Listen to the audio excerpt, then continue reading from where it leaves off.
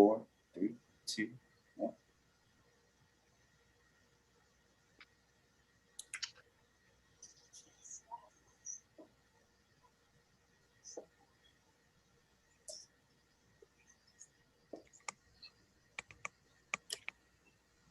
Wake that ass up!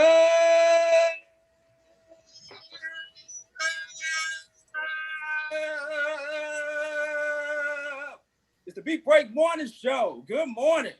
Sean Garvey, along with my compadre, DJ Rolo. Yeah. What's going on, fam? Man, getting tired of these Atlanta streets. Getting tired of these Atlanta streets. You getting tired of these Atlanta streets? Yes. If it ain't the street, it's the highway. Sounds like you need an adult vacation. I need a damn driver for one, you know. It'd be hot in these streets, man. Yeah, man. Yeah. Woof. Yeah, man. It'd be hot. I'm telling you, I'm about to take off my jacket. I'm probably going to take off my jacket in a few moments, man. It's going to get real, real hot in a few moments. I can believe that. Yes, sir. Something I never, ever do on the morning show podcast. I never have taken off my shirt. There's been plenty of episodes where I've almost taken my shirt off. But since I am at the Reach One Network studios, I can do whatever the hell I want to. That's pretty much true. I ain't trying to get the ladies happy. Well, I know one lady who is happy right now. Star Kale's in the building. What's up? Yeah. What's going on, Star? The She Talk Atlanta's in the building. How y'all doing? Good, man. Good. You still on vacation? You still on vacation? I kind of always feel on like vacation? I am, but I've been working. Is there such thing as work and vacay at the same time? Can you do what? Can you work and vacay at the same time? Yeah, what's the name for that? Can we make up a name for that? Work-K? Yeah, work-K. I was exactly thinking that. Work-K. There you go. Work-K. Work-K. That sounds like some sister I knew back in the day. Work-K. Work-K. All right. Yeah. Where did you meet her at? Did you meet her doing your work or were you on vacation when you met Work-K? Right. That's a good question. That is an excellent, great question. Well, Star, we're glad to have you back on the show again. This is maybe like your fifth. I haven't kept count, to be honest with you. This is probably like your fifth or sixth time being on the morning show. Yeah, it keeps going and going and going. Yeah, like the Energizer Bunny. Well, we glad to have you back on Star Kels at She Talk Atlanta on IG and on Twitter. Before we get into this morning's topic, which is going to be very, very juicy and hot, and we talked about it in the last podcast episode, DJ Rollum, I got a huge announcement I am getting ready to make. And I've been pondering about it for quite some time right now. I am, DJ Rollum and Star, I am planning to get vaccinated. Thank you. Yeah. What? No. DJ Rollum said thank you, and Star said what? No. Okay, so here's why I'm getting vaccinated. The number one reason why I am getting vaccinated is because I want to have sex again. Oh, I thought you were going to say that. But that's okay. I want to have sex. That's a deep one. Okay. You know. Fair. That's a fair answer. Talking about juvenile song. Back that ass up. Back that. Yeah, you're talking about protective sex, man. That's a new protective way of having sex besides condom and whatnot. Mm-hmm. So yeah. Okay. I don't know who I'm gonna have sex. I ain't got no words. What's that? I honestly don't have no rebuttal. I ain't got no words. Yeah. It's a valid. Look, listen. I have talked to several women, right? I had conversations with several women recently. And I asked them, would you have a guy? All of them have been vaccinated. And I asked them, would you sleep with a guy or a woman, depending on how you roll? Would you sleep with anybody that has not been vaccinated? 6 out of the 7 women said no. What? Hell to the no. Hell to the no. So wait a minute. Let's go back to what Star said. So are you vaccinated? Yes or no? No. Okay, so you don't fall in that. He asked vaccinated women. He didn't say vaccinated. He said he asked women. No, he said they were all vaccinated. Thank you. I didn't get that part. He said my bad. 6 out of the 7 women have been vaccinated that I asked this question. Would you sleep with a guy who has not been vaccinated, but you are vaccinated? Most of them said no. And these are all the 6 out of 7 you wanted to sleep with them, so that's why you decided to get the vaccine. I cannot confirm nor deny.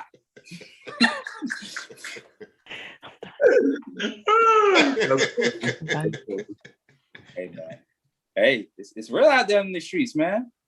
I mean, you know, like one sister that's on the line, in which we'll introduce in just a few moments, she said that, you know, Juvenile got the song "Back That Ass Up." Vax that ass. Vax that ass up. B-A-X. Vax that ass up. There you go. It's vax that ass up. Vax that ass up. Let me see if I can play it real quick on mine. I want to hear this song real quick for my ears here. But I did see a little bit of the video. So Juvenile, Juvenile in his 50s, right? Juvenile. No, I'd say Juvenile got to be maybe like in his early 40s or late 40s. Late 40s. He's not aging well. Almost 50. And he made a song called "Vac." To vax for the money. that ass up. Anything for the money, though. How much Trump gave him? I mean, not Trump. What's his name? Bill Gates. It was the CDC center. The CDC center, not Biden. It was, they sponsored him. Yeah, it's in the video. Oh shit. Oh, they deep. They real deep. Oh my god. Real deep. Oh. They're doing anything for the cause. Oh my god. Oh, okay. Yeah, they're doing anything for the cost, literally. The coin. Oh my goodness. Y'all about to make me mad. I'm coming in here with good spirits now. Look, listen. You can come with good spirits. You can come with good spirits, and guess what? Negativity is part of life too. So hey, you just gotta know how to deal with it all. I be trying not to get into it. Let me just tell y'all. But I just had a technical difficulty on my end, and I'm blaming it all on Star. We are still recording. Oh, don't stop blaming nothing on me. You ain't gonna do the blame game this time. Star had me rolling to where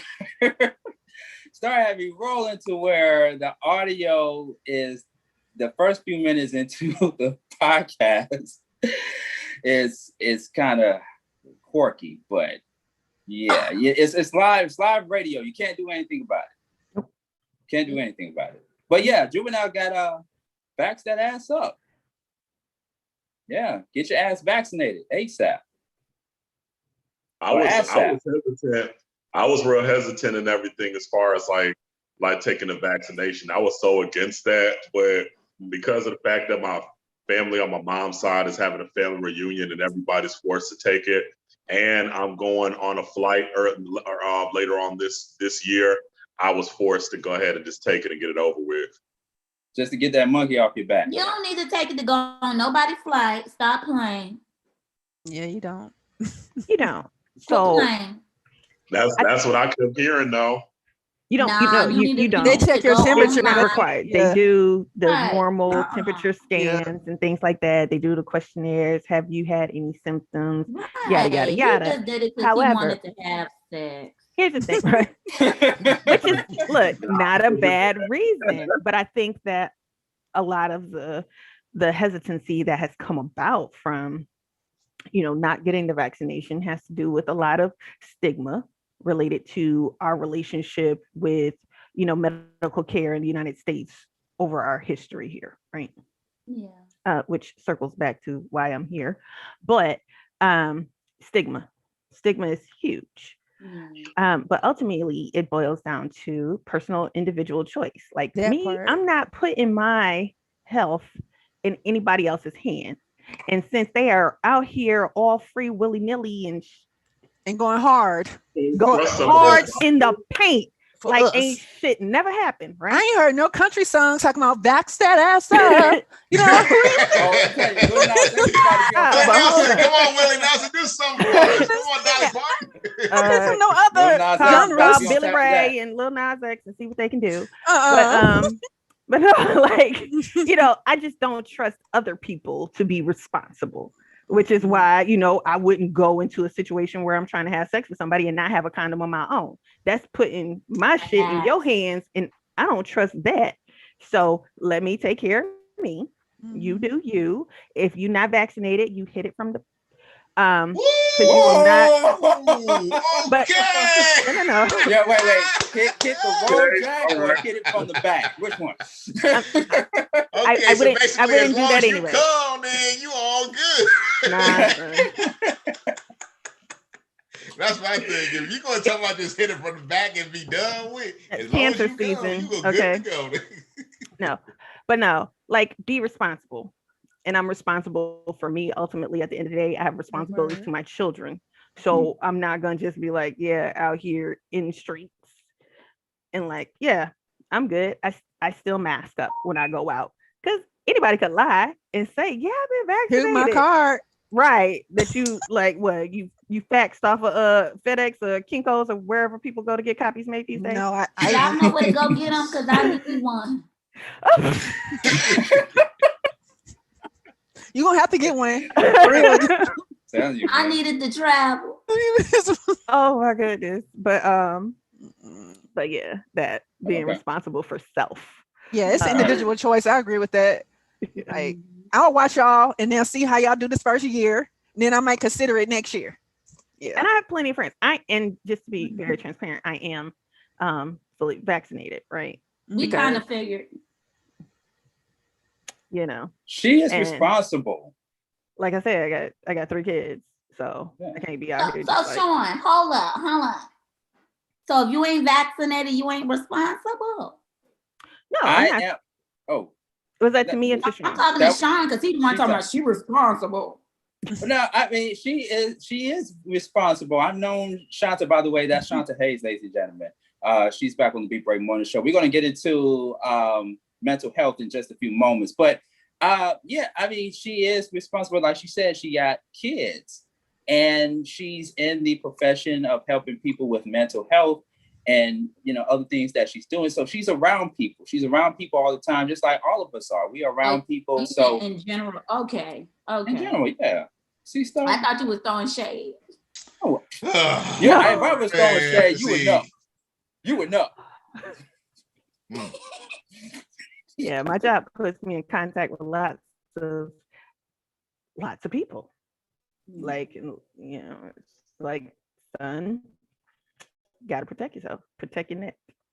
Me being a DJ and fully vaccinated, I had my mask on doing an event, couple events and whatnot, and I'm fully vaccinated. You wanna know why? Because I don't know who in the world's gonna come up to me and ask me for requests, and I don't trust them. Period. Mm-hmm. Do anybody in here work in the medical field besides me? I do. Not anymore, but I did. That's how I caught the COVID back in February. You worked during COVID? Last year. Last year. Yeah. Yeah, I caught COVID probably because of the daggone patients that I had to deal with. And I'm like, And I had my mask on. They had that mask on. I still caught it. Mm-hmm. I work in the security field. You work at the Well Love? I work in the security field. Oh, yeah. Front line. Mm-hmm. Yeah. So, yeah, definitely in that profession too, man, because, you come across questionable people, suspect people, and stuff may pop off to where you may have to be like, and you don't want nobody coughing on you while you trying to handle the situation from being escalated. So I can understand that. So you can get vaccinated and still get COVID. Yeah. So what's the question? So why? I mean, so it's not me working in the severe? medical field and Why have get vaccinated anyway? Yeah. Do you want to die from it? Shoot, people dying from the vaccine too. It's very rare. It's like I'm not the saying it percentage can't of happen, any but it's other very vaccine. rare. Right. It's very rarely reported. We gonna say that. But does it also depend on which vaccine you get too? Because a lot of people that I know who have got the vaccine and are still alive have taken the Pfizer and the Moderna, but not the Johnson and Johnson. Half. Some people, I know some people that have died, and I know some people that nothing's happened to them, and I know people who've had symptoms from it, but nothing's happened. They haven't died from it. So I know kind of mixture of everything. So for me, I'm looking at all aspects, all angles. You know what? I believe that if you're the type of person that doesn't go out a lot, you're not around people, you work from home most of the time, then I could see you not wanting to go get vaccinated. If you're that type of person who is kind of like is it an introvert or an extrovert? Introvert. If you're an introvert, you don't go out to places, you don't DJ, you don't do stuff like DJ Roman is a DJ. So he goes to venues, he goes to different places, he's around people. I work in media. And I work for a TV network company 12 hours, 4 days out of the week. And, of course, I'm at WAOK. I'm in the community a lot. I'm around people all the time. And thank God last year, my butt still had to go to the studio during the pandemic because the producers had to go into work and produce the show. I still had to go to work outside of my house during the pandemic. Fortunately, I didn't get sick. All of my tests came back negative. But thanks to herbal medicine, thank you. And the vitamins, not the Flintstone vitamins, but the vitamins that you get from the herb shop. Yeah, that's my back. I thought Flintstone vitamins was only for kids. You thought who? What was only for kids? I said I thought the Flintstone vitamins were only for kids. I take them fine. I miss taking those. Those were good. They were the nasty. It's like the taste of it, like them Flintstones. They were chalky. Oh my! You like them Flintstones, man. Hey, let's get into this mental health segment with Shanta Hayes, ladies and gentlemen. Shanta Hayes, and then we will bring on our guests because I know our listeners have heard multiple voices here. But let's bring on Shanta Hayes. We got a very important dialogue or announcement you want to share with us in regards to mental health. Of course, it's still, I consider it, would it be fair to say it's an ongoing crisis in our country, Shanta, with people experiencing mental health, especially me being one of the millions of people that experienced it as well? It will continue to be an ongoing thing until people are actually open enough to address it more widely, right? So I was talking about stigma before. Well, July is National Minority Mental Health Awareness Month. Mm-hmm. And the goal of that is to bring, awareness and light to mental health issues in communities of color. And that is because we have some of the highest percentages of stigma because we are still the not talking about it groups, or we are still, they need a whooping, or we're gonna pray about it. We absolutely have to open ourselves up to at least have a conversation about what mental health looks like, right? About what symptoms actually present when someone is experiencing something. And what I talked about were kind of primarily like kids, because I work primarily with kids, but even adults, when they're having depression, and people are so cavalier as to say, what you got to be depressed about? Excuse me? Do you know my life? Do you really know my life? Do you talk to me? Or why are you sleeping so much? Why are you so tired? You know what I'm saying? Because fatigue is actually a symptom of depression. And people kind of, wave it off as, it's just been a long couple months. Well, actually, the litmus test is 2 weeks. Like we're looking like, have these symptoms persisted for at least 2 weeks? And you're talking about something that's persisted for months and you haven't been willing to talk about it. Changes in weight, changes in sleeping patterns, things like that, right? So we want to bring light to it, and we want to make sure that people are having those conversations where they are able to engage one another on, it's not antagonistic level of why, you know, or what's wrong with you. How can I help you? Can we talk? Would you like somebody to talk? Or what I like to say is, instead of telling people what they need, ask them what they need. Maybe what they need is for someone to actually listen to them, to hear what they're saying, and offer support. But if you're constantly trying to throw things at them, right? You need to do this, you need to do that. Maybe you should do this, do that. Are you really offering any type of support in that situation? You think you are. You may be very well intentioned. However, you did not hear that person and what their need was at all. Yeah. And I know when we brought you on last time with Melinda Woods, we were talking about mental massage. And so now we're in late, is it mental massage? Did I say it right? Okay. Mental massage wellness, yeah. Yeah. So we're in late July, about late July going into August. And so what are some other key ways or other ideas that you and your team or your support system have developed to continue to raise awareness about mental health, but also in the efforts of reducing the amount of mental health issues in our community? So one of the things that I do as a practitioner, exhale, right? So my shirt, exhale with SL Hayes. I know. Yeah, I love it. I love it. I do breathing groups, and I educate people on the power of their breath, educating them how their breath is a tool that is always with them, but letting them know how it is intricately connected, the mental, the physical. When we can control our breath intentionally, because as my daughter says, if we're not breathing, we're dead. Yes, yes, child. Yes, we are. But when we learn to breathe intentionally, to control it in a way, we're engaging different nerves, which say to our body, okay, slow down, do this, which gives us the chance to rest better, helps to decrease our blood pressure, helps to improve our cognitive processing, things like that. So taking advantage of the tool that you have with you 24/7 all throughout your life, your breath, learning how to use that in a way to aid you in decreasing your stress, decreasing your anxiety, things like that.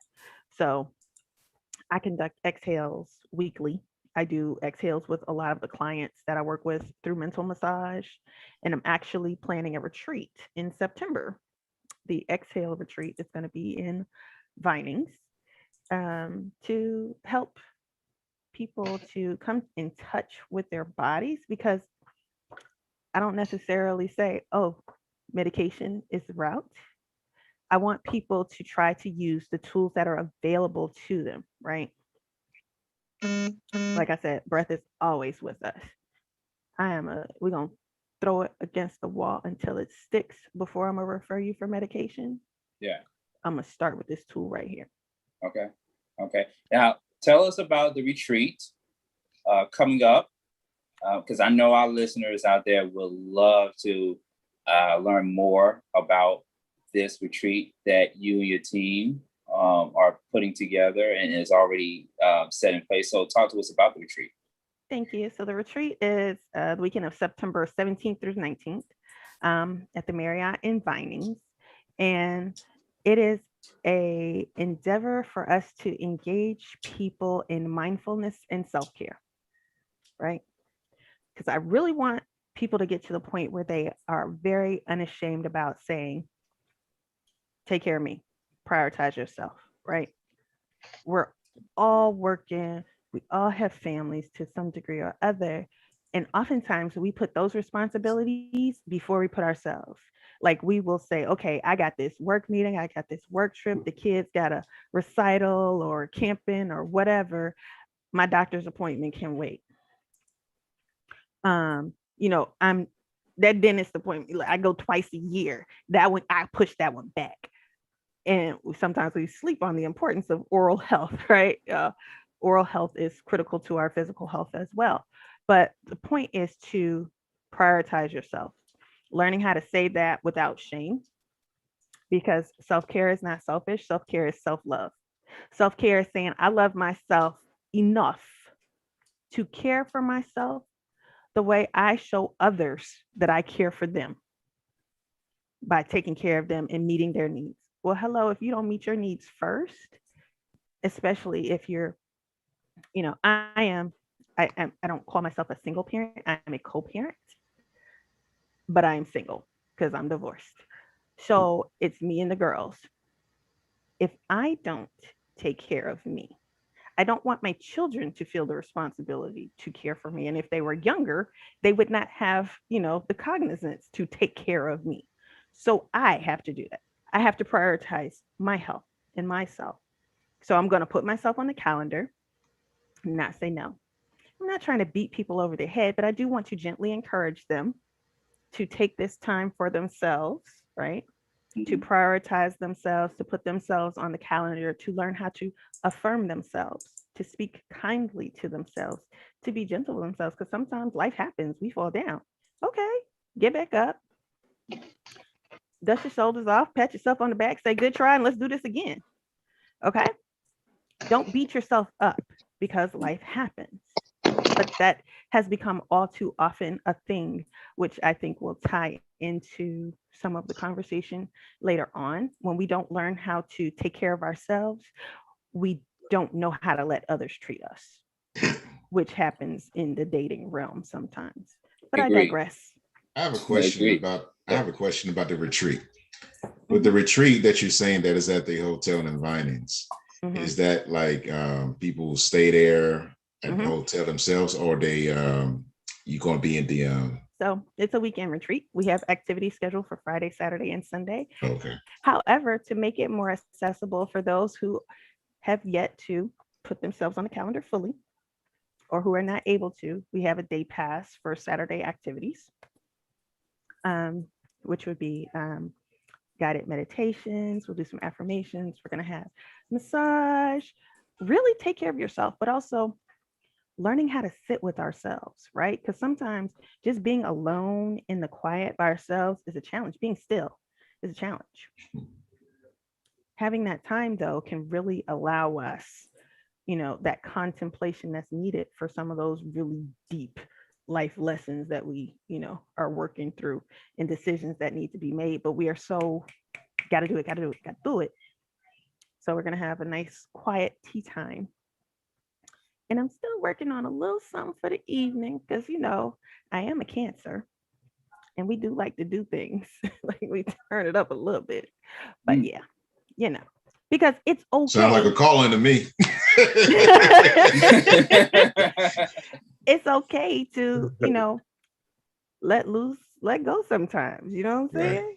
Yeah. Just... Oh, now you speaking star language right there. Hey. That's why I was shaking my head and my eyes got big. All right. So give our listeners the information one more time about the upcoming retreat. It is the Exhale Retreat at the Marriott in Vinings. I'm not looking at the address right now. September 17th through the 19th. And you can get more information on www.slhays.com/events.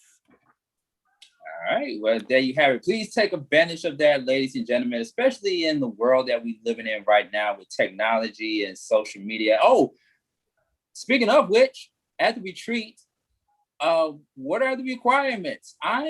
For a retreat like this, I'm assuming that people or participants of the retreat cannot be on their phones, cannot be on social media. Is that the case when they participate in a retreat like this one? It is, because again, remember mindfulness and self-care. I want you to be very mindful. I want you to be present in this moment. I want you to experience this. I don't want you to be saying, oh, Becky, you should have came. Right? Tanisha, girl, I'm having so much fun. No, I want you to have fun. I want you to enjoy this moment. I want you to get something out of it. I want you to feel what you're feeling. And you can go home and tell them about it. Yeah. Yeah. All right. Prioritize yourself. Absolutely. Absolutely. No selfies, ladies. No doing all this on the phone. Being like, hey. I'm getting my mind right. All right. Well, we appreciate that. Shanta Hayes, SL Hayes, all the information is on the website. And towards the end of the podcast, we're going to allow you to give the information to our listeners and viewers one more time if they are going to be tuning in later. But we really appreciate that. As always, getting your mental right for 2021 and beyond, ladies and gentlemen. That's what we do here on the Beat Break Morning Show. Sean Garvey, DJ Rolo, and Star Kells on the morning show. So, without further ado, ladies and gentlemen, the moment that you all been waiting for. So, talking about that movie.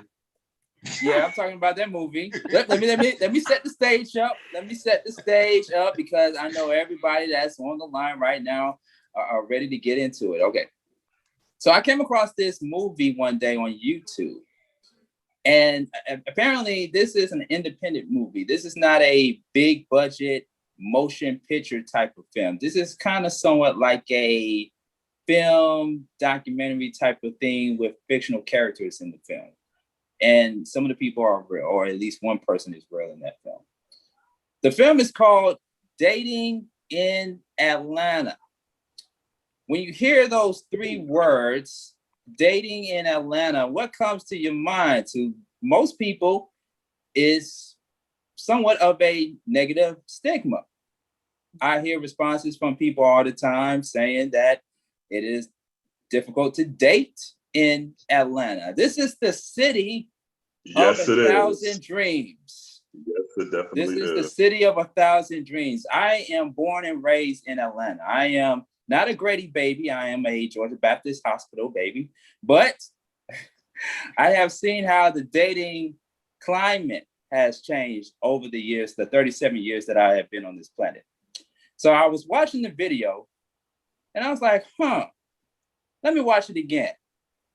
So I watched it again and again and again to absorb what I watched. And I was like, you know what? This is meant to be a topic of discussion on the Beat Break Morning Show podcast. So here's what I'm going to do. I am going to introduce the guest that I have on the morning show with me. But before I do that, I am going to play a trailer from the movie Dating in Atlanta. Just in case you are not aware about the film, you want to get like a quick overview of what the movie is all about. And then we're going to go to our guests and we're going to talk about it on the Beat Break Morning Show. So everybody that's on the line with me, put yourself on mute. And this conversation is going to get intense. It's going to get intense. I'm going to have to take my jacket off. I'm just going to have to take my jacket off. It's going to get hot up in here. It really is. But I am hot, literally. I forgot that it's still summertime. But Dating in Atlanta, the movie, I'm going to go ahead and play a trailer of it. And then we're going to talk about it. So, DJ Roland, I know you got, I mean, you out of the game yourself. You getting ready to count down. Yeah. But I was dating in Atlanta, though. I was dating in Atlanta for some years. Yeah, man. And I seen some stuff before they even got to that movie. Yeah. All right. So we're going to talk about it. But here is the trailer to Dating in Atlanta.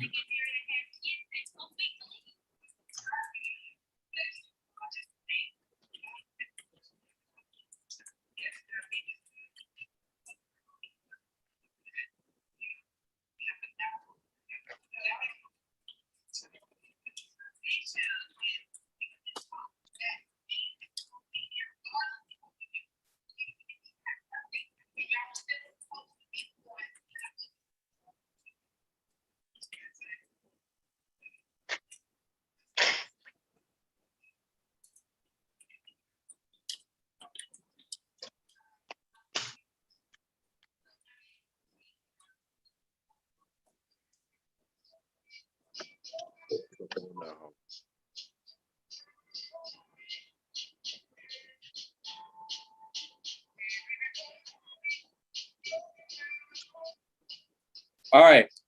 Okay. That's enough. Let's turn it down. All right. Beat Break Morning Show, the Beat Break Podcast. That was a trailer from the film Dating in Atlanta.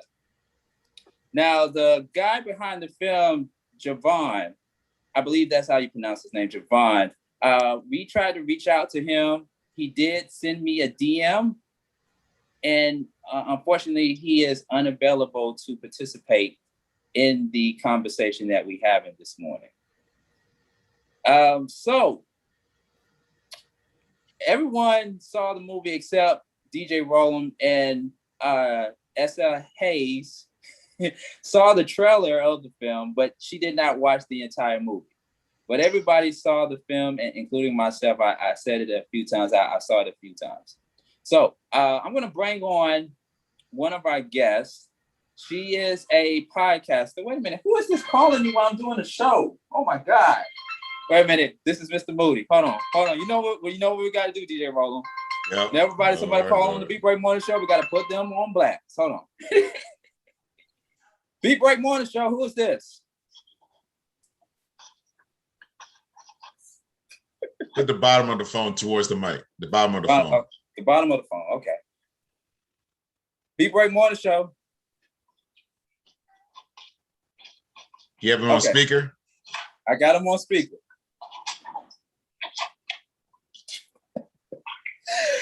It's a butt drop. A butt call. A butt call. It's a butt call. To a dude.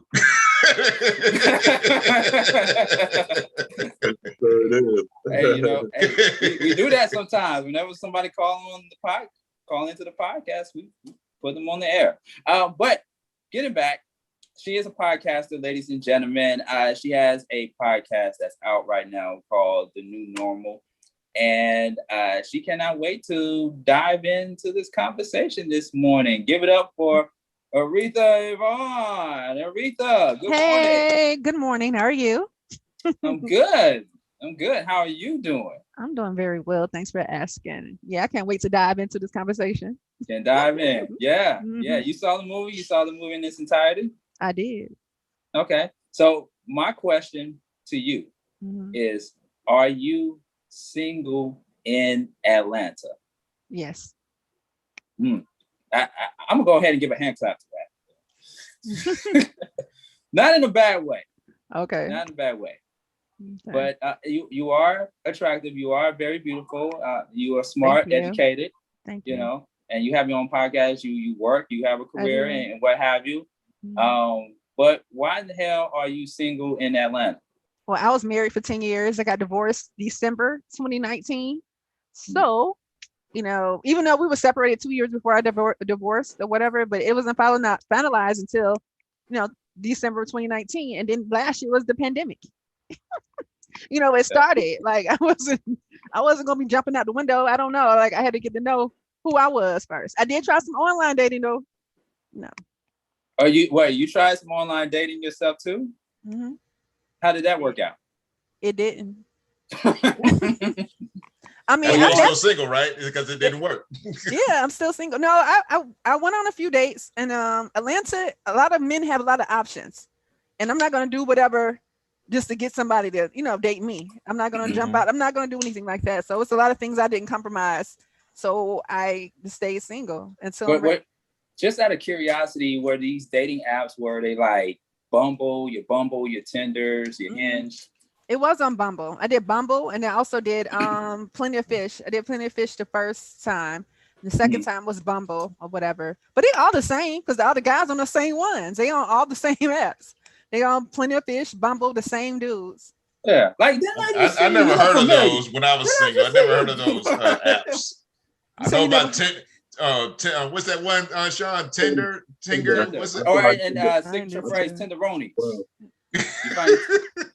No, Tinder as well. But they were cool. They were attractive. They had money and everything, but they also had options. Like I said, like, you know, on those things, you just swipe right. If you want to swipe. So if I had over 900 people getting at me, I know they had a lot too. Because it's like way more women than men in Atlanta to men. No, way more women. Yeah, it's like 25-1 here. Yeah, that's the ratio. Yeah, something like that. Or more. That's what we I thought it was more. Might be more now. I don't know. It probably is more. You know what I'm saying? Yeah, they coming by the boatloads, baby. They coming by the boatloads. They always moving in and out of Atlanta. So yeah. Yeah, a lot of people have moved here because it's an entertainment town. Y'all already know how that go. So you know, and that's why we here. That's why we're talking about it. Right. That's why we're here on the morning show talking about it. And also what you hear in the background, because me and DJ Roland, we're not the only guys on the morning show. We do have another guy that's on the live line with us. Michael, ladies and gentlemen. Michael, good morning. Hey, what's going on? What's going on? How are y'all doing? Good, how are you? Chilling, man. You look relaxed, man. Matter of fact, this is my first time seeing you. And we've had a couple of conversations. I met to another friend of mine. We got mutual friend. Yeah, shout out to Courtney, who is getting married. She's about to get married. Damn, everybody getting married. Damn. Jeez. Not me. What does that say, Sean? Either. Almost everybody. Let me just say that. But Michael, we've had a couple of conversations offline, and I do remember a few months ago that you told me you were single, and what we were planning to do for you was put together a dating show. We have done 2 dating shows on the morning show. Yes, start with the big eyes. We have done 2 dating shows in the past on the Beat Break Morning Show. And so we was going to make it a 3rd one by having Michael come on the show and select 1 out of the 3 women that he feel would be more suitable to date. But fast forward to now, Michael, give us the update on where you're at now in the dating world. Okay, I mean, right now I'm kind of dating somebody, so I'm looking to see just exactly how it's gonna go. Wait. I'm sorry, I gotta put a bookmark in that. What do you mean kinda? You either dating. Yeah, I was gonna ask that too. Okay, not kinda. I am dating somebody. Okay. It's not like the old phrase, kind of pregnant. No, either you're pregnant or you're not pregnant. Either you dating or not dating, not kind of. Yeah, you're right. And he's in Atlanta, right? You're in Atlanta, right, Michael? Yes. And you chose to date 1 woman out of the ratio of 25-1. Well, I'm glad you said that. I'm glad you asked that, Star, because Michael, he's getting ready to drop a bomb. I don't even have my sound effects ready on what Michael about to say. Do the explosion. go ahead and talk to us about the woman that you are that you are dating. I am dating. Yes. Okay, go ahead. Go into the specifics. But yeah, me and this female, we are dating currently. Like I said, I am looking at seeing how this is going to go.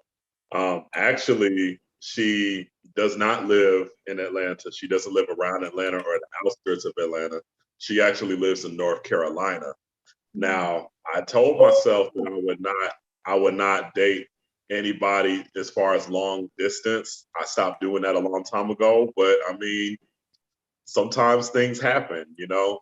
And like I said, it was like it was kind of weird. Like, fast forward, it was kind of weird how me and her came about because we met on Facebook. She sent me a thumbs up picture, and I'm like, okay, hey, how are you? How was your day? How was your night? You know, how you been? How you feeling? Like, where your man is at? You see what I mean? That's why I said it was kind of weird how we met, you know? So after that, when I was saying that to her, we started having a conversation and she started acting all shy. And then I'm like, okay, well, you reached out to me. I didn't reach out to you. You see what I mean? So, like I said, we started having a little conversation and everything. And so after that, we stopped. And I say about a week or 2 weeks later, when I was at my job in the company car, like I said, I work as a patrol security officer. So I'm just in the car, just at late at night, just minding my business. I get a video from her, right? Mind you, I don't know what it is. I have no idea what it is. So when I opened up the video, she sent me a video of an X-rated video of her playing with a pussy, and she had a dildo in the pussy. She started squirting. Whoa, wait a minute. Hold on. Wait a minute. Again, let me get the sound effects again. Wait a minute. I'm sorry. Back that story up. She did what? I said she sent me a video of her playing with a pussy, and she had a dildo in a pussy. She started squirting. And so I'm like, oh shit, okay. I'm like, you got my attention. Hold up, okay. Oh wait. I got a question. That's how you get a man. That's why you to focus on one long distance. He said it was some factors because he was like, I wasn't doing that no more, but some things happened. Oh, that's what happened. Okay, but I got a question, and Okay. Shanti. Tell me to step aside if I go too far. But whose was it? Because I'm curious. Because you said it was in a pussy. You didn't say whose it was. Was it? No, it was hers. It was hers. You saw her face? I saw her. Yeah. Oh. Yeah. We like talked, there was distance between. Like, okay. I'm just. That's a good question because we send fake videos and fake stuff. Catfishing. Oh no, is that what they call it? That's still called catfishing.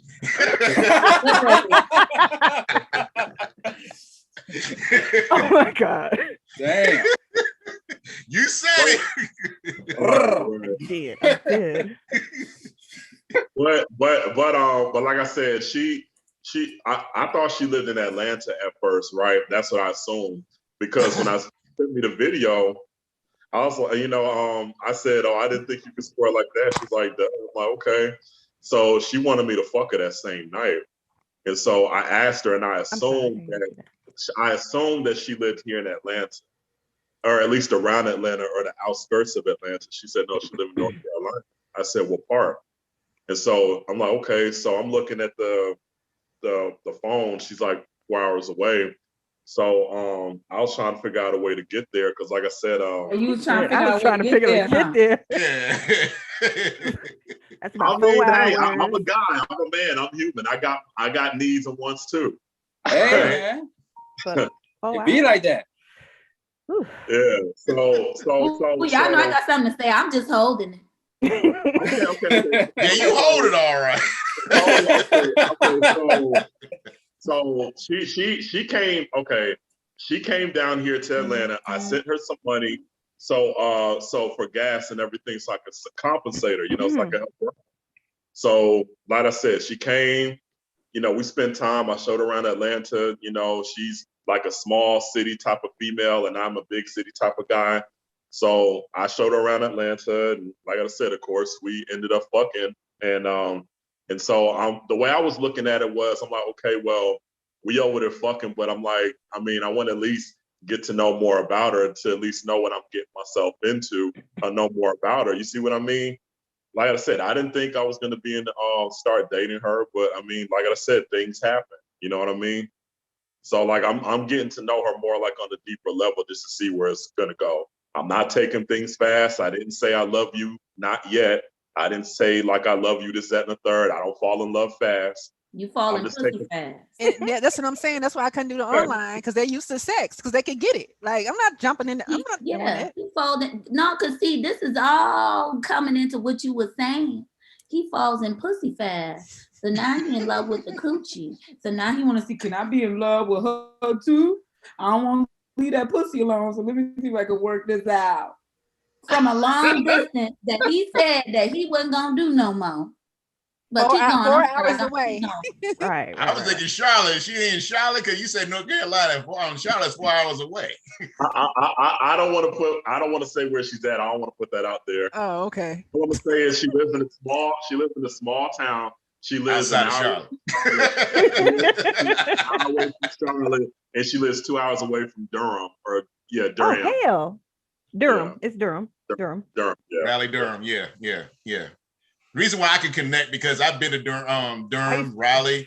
I used to live in North Carolina. Fayetteville, North Carolina. There's a small town outside of Fayetteville called Sanford, because I DJ'd in Sanford up there. So I've been to North Carolina several times and whatnot, which I was shocked to even have a Jacksonville up in. Hey, I grew up in Jacksonville. Thank you very much.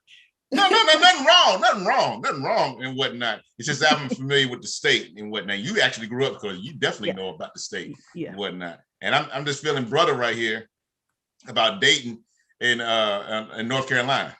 And I dated one female, actually two. One I actually went to who I dated back in Tuskegee days, back in the 90s. She's from Durham. And then years later, then I met another chick off on the internet, and she lives in North Carolina and whatnot. Oh, and I see what's going on in North Carolina. Yeah. So yeah. So I feel brother man on that. I feel brother man on that. So it's a lot of military bases in North Carolina, so we learn quick. I know that's right. And see, this is the thing. Like, I've tried to date the women here in Atlanta, but the women here in Atlanta really just turn me off. I'm gonna just keep it all the way. Because they ain't showing their coochie online. Wait a minute. No, it's deeper than that. It's deeper than that. What is it? Because you went deep with North Carolina. We listen. What's up? Yeah. Oh, okay. Hold on. I'm telling you. Jack about to come off, man. Jack about to come off. Okay, it's like, check this out, right? When I'm sitting over there trying to date a female in Atlanta, it's like, I'm not coming off of her being a pervert. I'm not being disrespectful. I'm not, like I said, I'm not being mean. I ain't being no asshole. I ain't doing none of that. I know how to come off at a female. I know how to be respectful to a female. But one thing about it, and two things for sure, is that I don't disrespect nobody unless I feel like I'm being disrespected first. You see what I mean? So it's either a thing to where she's coming with a lot of baggage, she's coming with a lot of bullshit and everything. But guess what? It's up to me whether if I want to deal with it or not. You see what I mean? It's either that, or every time I turn around, she always got a handout asking for money or sending me her Cash App link to send her money to her Cash App. I'm like, well, goddamn, I ain't asked you for no sex. I ain't saying about doing nothing sexual to you. Like I said, like, we just hang out, get to know each other, see like what we all about or what you all about, stuff like that. Or, like, I just felt like a lot of these women here in Atlanta are very shallow and very superficial. It's like, I don't want to deal with no basic female, but I don't want to deal with no shallow female or just with a female that ain't about nothing. Oh, Lord, I'm about to make my exit real quick. Okay, because see, I want to say something now. I'm ready. Go ahead.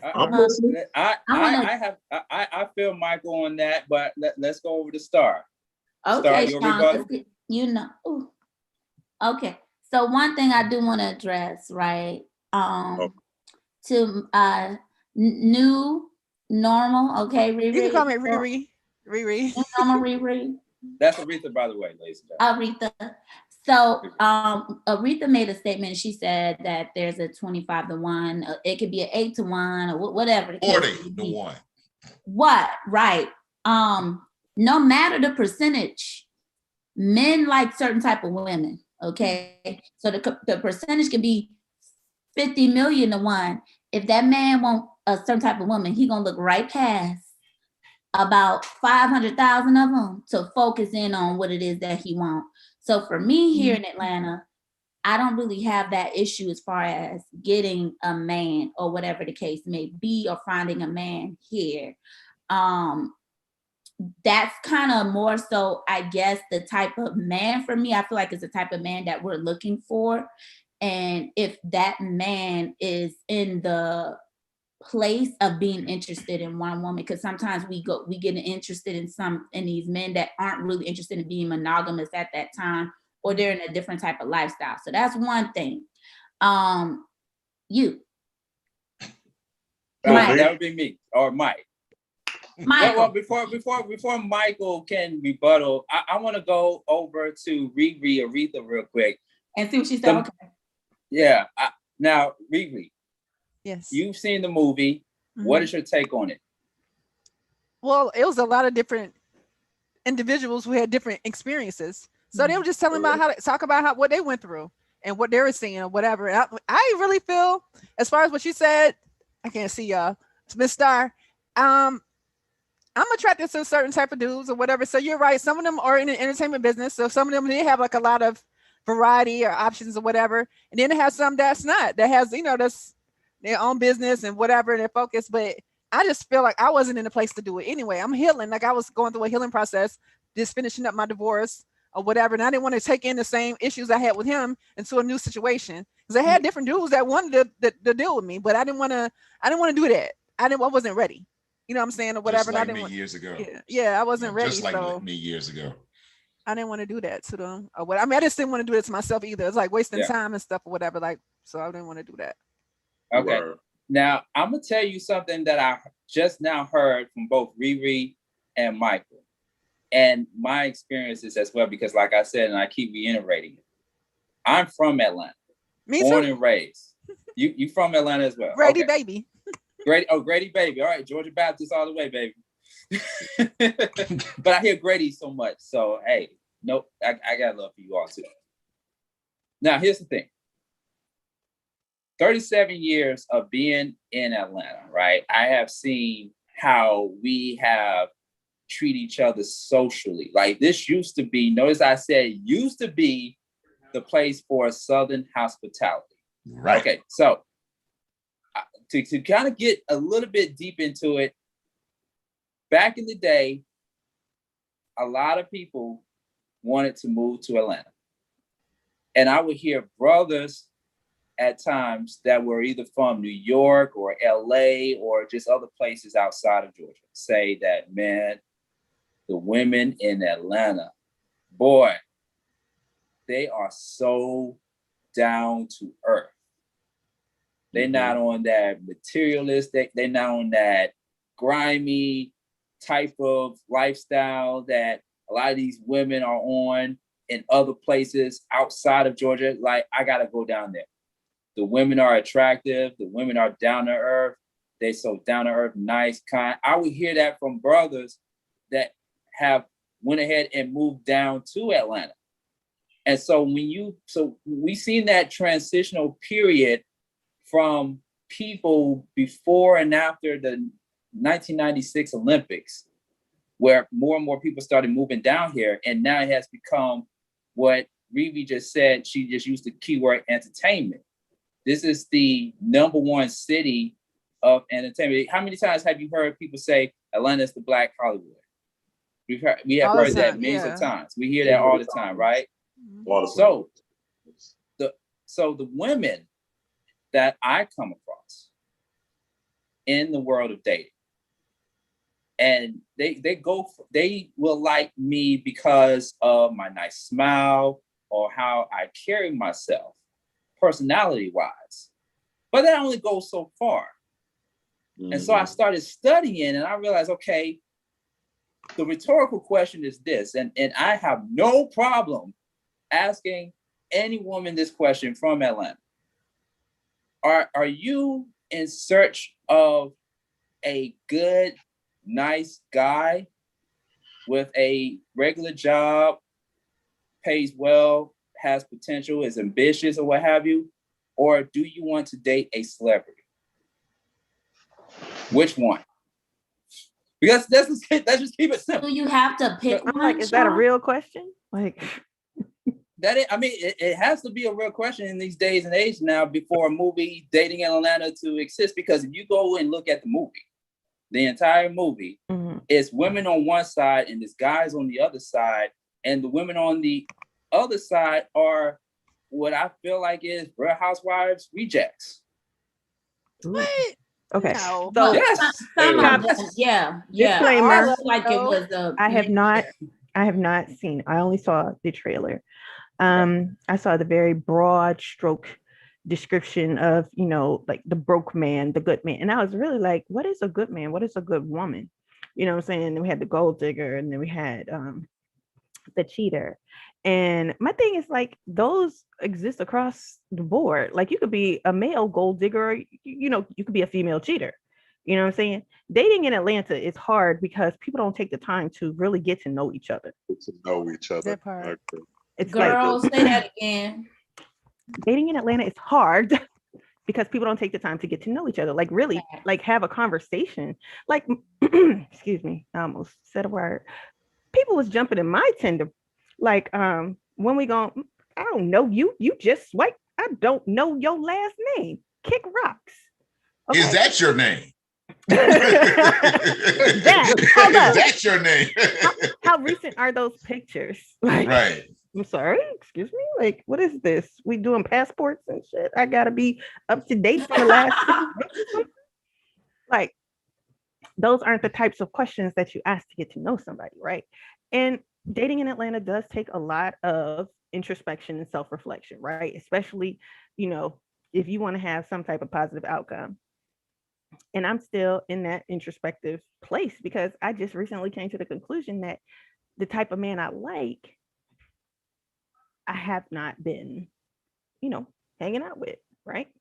And Michael, when you were saying, you know, the type of women you were meeting, I was like, damn, you need to change your circle. Right. But Tarama, you know, no judgment, because I need to change my circle, right? Well, I need to change. Maybe I need to choose better. Right. We have a UGK moment. But like,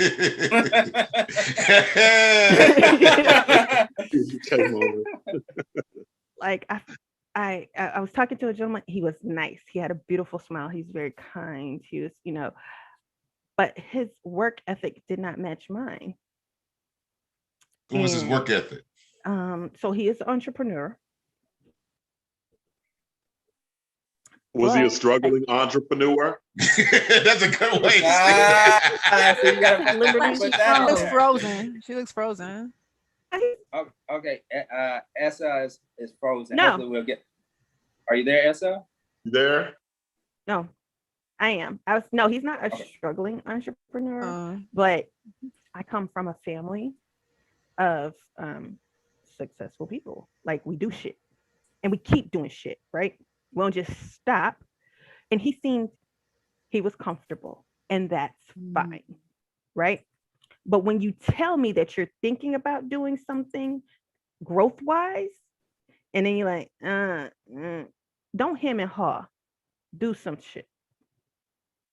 You like, I don't want action, man. Exactly. I like action. Like, I'm not gonna lie. One of the reasons I love my ex-husband, he reminded me of my father. He got shit done. I like that type of energy. I want that in my life. I'm like, son, I can take care of you all day. You take care of me all day too. We gotta be working on some shit.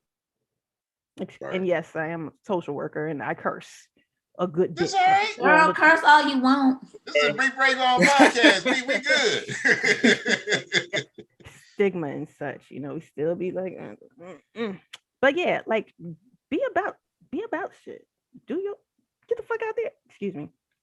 Hey, it's all I'm working good. on it. I'm working on It's it. all This is the good. first It's all episode. good. This is the first Just be episode you, that be Esther yourself. Hayes has cursed in one paragraph. But yeah, like action. Be about your business. Because we are legacy builders in my family. Okay. So, I want to say something though, real quick. I'm sorry. okay, sure. I'm from a medical background as well, and I'm a certified grief counselor. Anyway, what I know is like attracts like. So like you said, you got to get in those circles and go those places or whatever to find what you really want, or get into certain groups so you can meet certain people like that or whatever. Because in Atlanta, it's really, to me, it's hard because especially if you don't get, I don't get out there no more. I work, a lot of my work is at home. So that's why I chose to do online dating. However, online is just like, it's not the same. It's not the same as meeting people, because people could be whoever they want to be. You know what I mean? And then so you go out with them and you realize, okay, you wasted my time. Like, what are we doing here? So my whole thing is this. I guess when I become more out there, I know for myself, I will attract what I wanted. Just like I attracted my husband before. Like everything is different. Like when you be married, you know, if you've been married, and you get back out there, it's like, what? Right. What's going on here? This is the ghetto. Shit. Ooh, This is ooh, the, wait, this I is got the something to ghetto. say. Dating in Atlanta is the ghetto. Go ahead, it's the Sean. ghetto for real. But when you ready to get back out there, let me know, girl. We can go together. Okay. Yeah, that's what I'm talking about. For real. Listen, let me tell y'all something. Let me tell you, and I'm glad we're having this conversation. Once again, we're talking about just dating, period, dating in Atlanta. Now, I want to respond to both Shanta and Riri of what you all just said, but I'm going to respond to Riri real quick. So the dating apps, the social, I think most of us, if not everybody, has partake into a dating app, whether it was Bumble, Tinder, etc., whatever. Never been on any of them, but okay. Okay, well, good. Well, good lucky. for you, DJ Roland. Bless Good for you. Bless Hand clap for that. He was on the None one of those. back in I the ain't day. never been on any of clapping. those. I ain't clapping. She say no. Okay, so I have been on plenty of those dating apps, right? And so to Shanta's point of the problem is the dating in Atlanta, people don't want to get to know anybody out here. It's a communication barrier. Whereas because that too is also across the board as well, because dating apps stretches far beyond Atlanta. But the thing is that every single day as people, as human beings, we rely on technology to communicate to us. Whenever I'm on social media, it's, of course, I do it for my job. But then I think back to the time 20 years ago when we didn't have this accessibility. We didn't have social media. And then when you go on these dating apps, like from a guy's perspective, if we having great chemistry, right? If we having great chemistry and what have you, I'm ready to talk to you on the phone. Why do you want to tell me, well, I want to wait a little bit longer before I give you my number on a dating app? Like, what the? Yeah. Well, I don't do that. That with that crap too. That just happened to me. A man told me that. He told me I was the first person he moved fast and gave his number to. So he would prefer to continue to text me for a while, and he don't want to talk to me because he's not ready. He's a player, Star. I give them my Google number. I'm not Right, he's not ready. That was my Google number, girl, and I respond. I ain't got time. Quote unquote, he's not ready. You get the Google. Man, I got so many stories. How you got stories and you ain't been on no date now? I ain't been on the dating apps that were mentioned. And I knew that's why I was saying no hand clap for him, because he was on the back of the But day you ain't let one. me finish though. The app that I was on basically was not considered as a dating app. It was called a social Black app. Planet. Black Planet. Dang, What that's you No, on not even Black MySpace? Planet. MySpace? Tried Black Planet, but they wanted me to pay. Back then. I'm like, nope. Were you on MySpace? Yeah, I was on MySpace. Yeah, I was on MySpace. Okay. I was on this platform called MySpace. I heard of MySpace in it. Yeah. It's just that, I mean, from my experience with the apps, I mean, the apps were slowly coming in when I was I wouldn't even really call it dating. I was socializing. That's what I was doing for about 3 years, socializing. Did I go out on dates? Yes, but they were not exclusive. There may have been one or two exclusive people that almost got to that point. And when and my thing is, if I don't change my status on Facebook saying I'm dating, I'm in this relationship with this person, you're not considered as my woman or whatever. I'm just seeing you, in my opinion. So when we get to that point that I'm changing my status, that the whole world can see, that knows me as a DJ and my real name, then hey, that's how I look at it. So when we get to that point, so brother, back to you. I gotta say this to you, Michael. When you at that point that you're dating this lady, that's fine. Y'all actually just having sex right now. Y'all just having sex, and it's good sex, whatever it may be and whatnot. But until you change your status to let the world know on Facebook, which is like the main app that family and friends that are a part of you, that know you, and you change your status that I'm with this woman, that will let them know, oh, congratulations. That's where you get all your congratulations about your status and whatnot. And you actually show the person's name. None of that crap saying I'm in a relationship and you like, who's the person? Yeah, you congratulations, but who's the person? You don't want to share. You don't want to share my joy that I'm in a relationship with you, and you want and don't put the name out, man. Well, please. sometimes there ain't none of that damn exactly. I was about to say, I don't want nobody in my business. I don't care for that. Right. Bump it's them. like sometimes it's best to just keep your relationships private off the internet, off social media. Well, I mean, to each his own. That's how some people look at it. But I know that how I am and how people look at me because of how my personality. Because they be in that DM, DJ Roll. They be in that DM. Please. They be rolling in that people DM. still wonder if they can still get me and whatnot, man. I'm like, hell no. But you know what? But you know, I got something to say about that. Because this is what I told old girl that I'm dating right now. I told her straight up. And this is what I tell everybody. Like I told her, I said, look, like as far as like what we're looking for in a relationship or whatever the case, I told her straight up, like I tell everybody, I said, look, I don't want to deal with no more childish women. I don't want to deal with no more hood rats. And I don't want to deal with no more damaged women. And what I mean by damaged women, because every time I say damaged, people like, it seems like it's a trigger for everybody, right? I'm like, no, let me break it down. I was like, let me break it down. I don't want to sit up there and deal with no female that's gonna sit up there and come at me and treat me like no sucker, right? Or treat me like no simp. I'm not gonna sit up there and deal with no female that's gonna treat me like a doormat. And I'm not gonna sit up there and deal with no female that's gonna treat me like an emotional punching bag. Like basically, like, oh, she's over there taking all her issues out on me as far as like her having ex-boyfriend issues, ex-husband issues, baby daddy issues, or because she's still going through childhood trauma issues right now. I don't have no problem. Listen, I don't have no problem doing a thing where me and old girl could go to couples counseling so we could resolve our issues together. I could resolve my issues. She could resolve her issues. I don't mind going the extra mile to try to make sure we both could get fixed together. Well, it sounds like you eliminated that option. No, before you could no, get he didn't. that. No, he didn't. No, I did. No, he didn't. No, he didn't. No, I didn't. He said he telling girls up front. You don't hear what we hear. That he don't want this. I'm being upfront and direct. What's up with that? What's wrong with that? There's nothing wrong with that. But how you gonna go to counseling when you being upfront and direct? You eliminated probably a good 75% of people because people have issues. So you eliminated already. You don't hear what we hear. You don't hear what we hear. Like, wait a minute. What you heard? I want to hear this translation.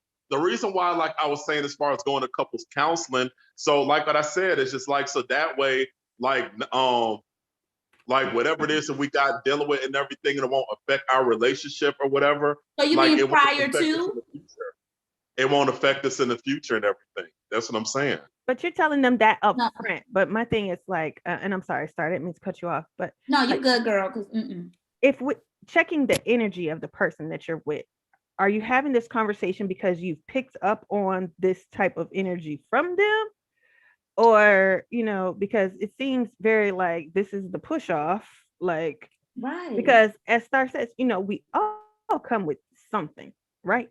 It doesn't have to be, a weekender. It could be a clutch bag. You know what I'm saying? We all got something. But you're saying, you know, I'm not here for this, I'm not here for that. And when you, depending on the woman you're talking to, I'm like, who the fuck you been Some women dealing take with? it too damn far. That's what it is. Because honestly, in all honesty, I have been looking for love in the wrong places and the wrong women. I can admit that. So, like I said, you know, that's the reason why I was being upfront and being straight up, because back then at that time, I didn't know what I want. You know, I allowed myself just to settle with any female because I didn't want to be alone at that time, because I didn't have no morals or no standards or no boundaries at that time. But because of the fact that I was over there dealing with the wrong females and then looking at stuff that I dealt with, and now looking like, okay, I don't want to deal with this type of female, this and the third. I was like, maybe like I should be very direct to say what it is that I want and what it is that I don't want. You know what I mean? But when I was bringing that to old girl's attention, she straight up told me, okay, like, well, she's still a damaged female because she going through this, that, the third. And I told her, like, well, sweetie, I'm sorry to hear it. I'm sorry you're going through that. And so, but then at the same time, I'm thinking in my mind, I'm like, God, why do you keep putting me with these damaged ass women, yo? Like, why? You know, because like attracts like. That part, Riri. But like I try to attracts like look like. at the bigger, Like attracts like. And then you, to me, with the woman you're saying you're seeing now, you jumped out the window and just started having sex with her before you even knew what her mind was like. And now she initiated it. God, but who controlled that unit that's on you, though? How you throw her up front? You let her coochie Wrong first. answer, bro. She initiated it when she sent me that X-ray. Right, she initiated coochie. You ain't had time to tell her up Right, front. I would have said something else, but okay. Went for it. I'm coming behind you, DJ Ball. I'm coming behind you, bro. What, Sean? Okay, wait. Okay. But go ahead, Mike. But I mean, like I said, at the end of the day, I do want to approach this different. I do want to make things better, and I am trying to figure out, okay, how can we, how if we're going to take this any further and make it serious and everything, we also got to talk about and look at as far as, you know, how we're going to communicate, and then look at, okay, what it is that we're both not going to tolerate, and then also look at, okay, we're going to build an empire together or have a relationship. We got to look at how we're going to do this, and then look at how we're going to make each other feel good about ourselves. You know what I mean? Like, how can we build a family? See what I mean? Can I ask you a question? Okay, Can I ask him a question real quick? All right, I'm gonna come behind you, Riri. But go ahead with your question.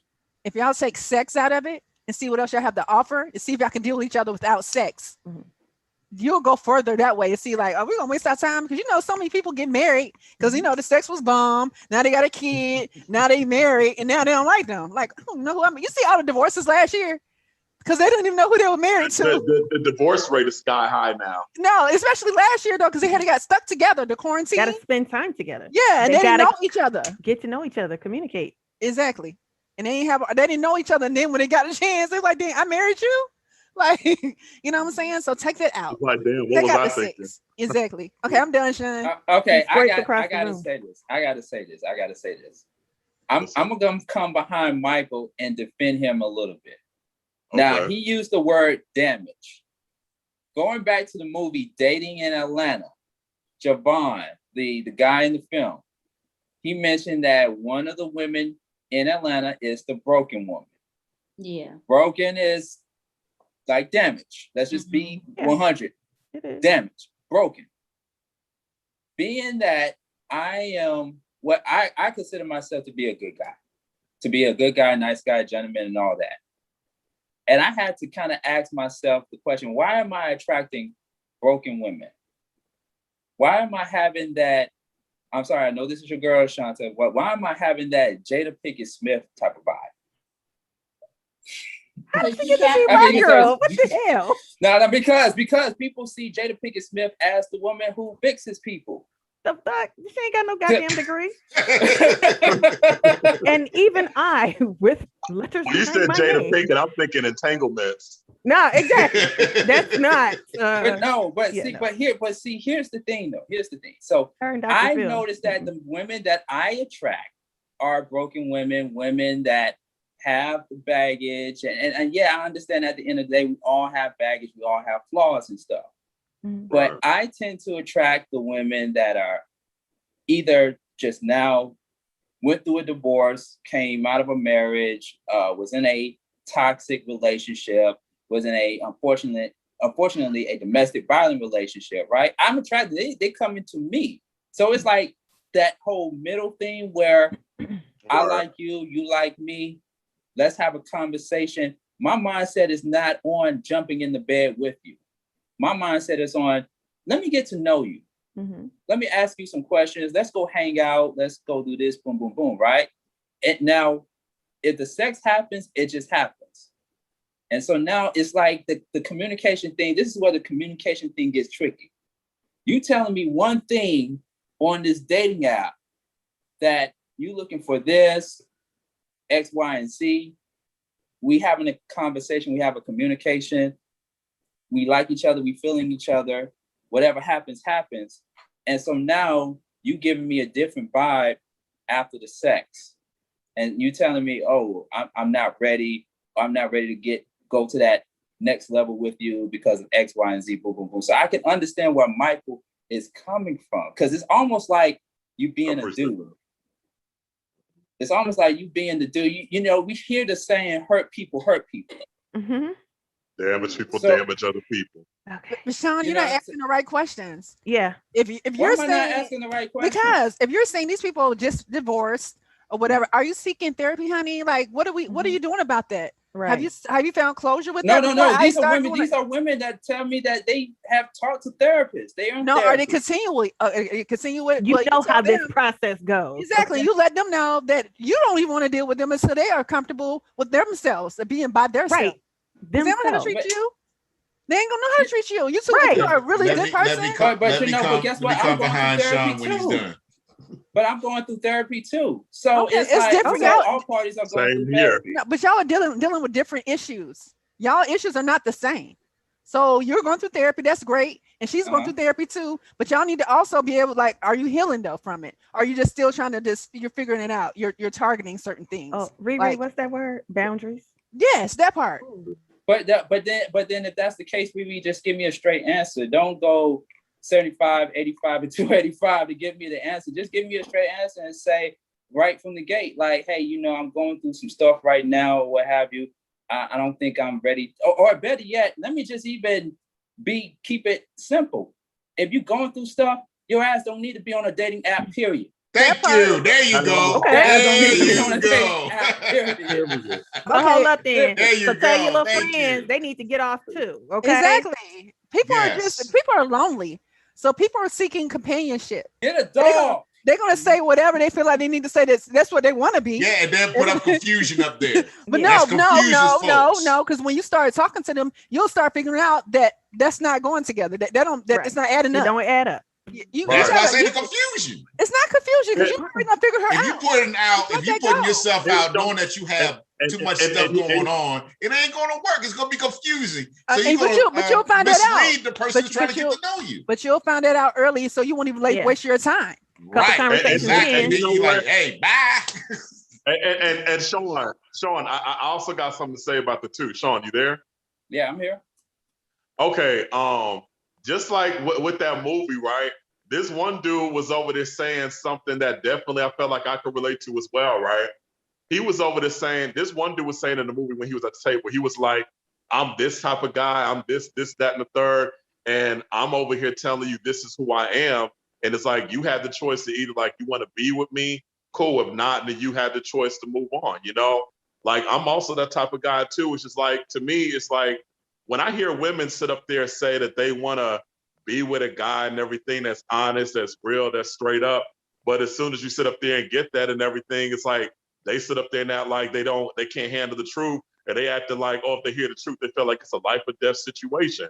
Like versus like if I sit up there and I put on this mask, I put on this front acting like I'm somebody that I'm not, and I tell you everything that you want to hear instead of what you need to hear. And then later on down the line, you finding out something else about me. And then you looking at, well, who is this person? I'm feeling like I'm with a stranger. Like, like I said, like, it's like, I don't feel like I don't even know you anymore. And I'm like, versus, oh, I'm telling you, this is everything who I am. And it's like, it's either you take it or leave it. You know what I mean? Well, unfortunately, we're not perfect people. And some people, they're not going to tell you the truth straight up. and they can't take if you're telling them the truth. So you're gonna have some mishaps, some wasted time. It's just life. I mean, we all working on each other, so you'll see that. That's what I'm saying. If you deal with That's that, what I'm saying. but when you deal with that, you'll learn from that. Next time, like you'll find it quicker. You only waste your time. You're like, you know what? It was nice meeting you, but you could already tell like this is not gonna work though. You're not gonna waste your time. And this is the thing that really make me mad with women, right? It's like sometimes I feel like they don't know how to keep it real with themselves as far as like if they, like I said, if they say like, okay, this is something I don't want to deal with, okay, I respect that. You know, like I said, we saving both each other the trouble. We saving both the trouble with both of us. Yeah. You know, but sometimes they'll sit up there and claim that they'll accept it, even though they don't. And then later on down the line, they'll sit up there and throw it up in their face and use it against them. This, that, third.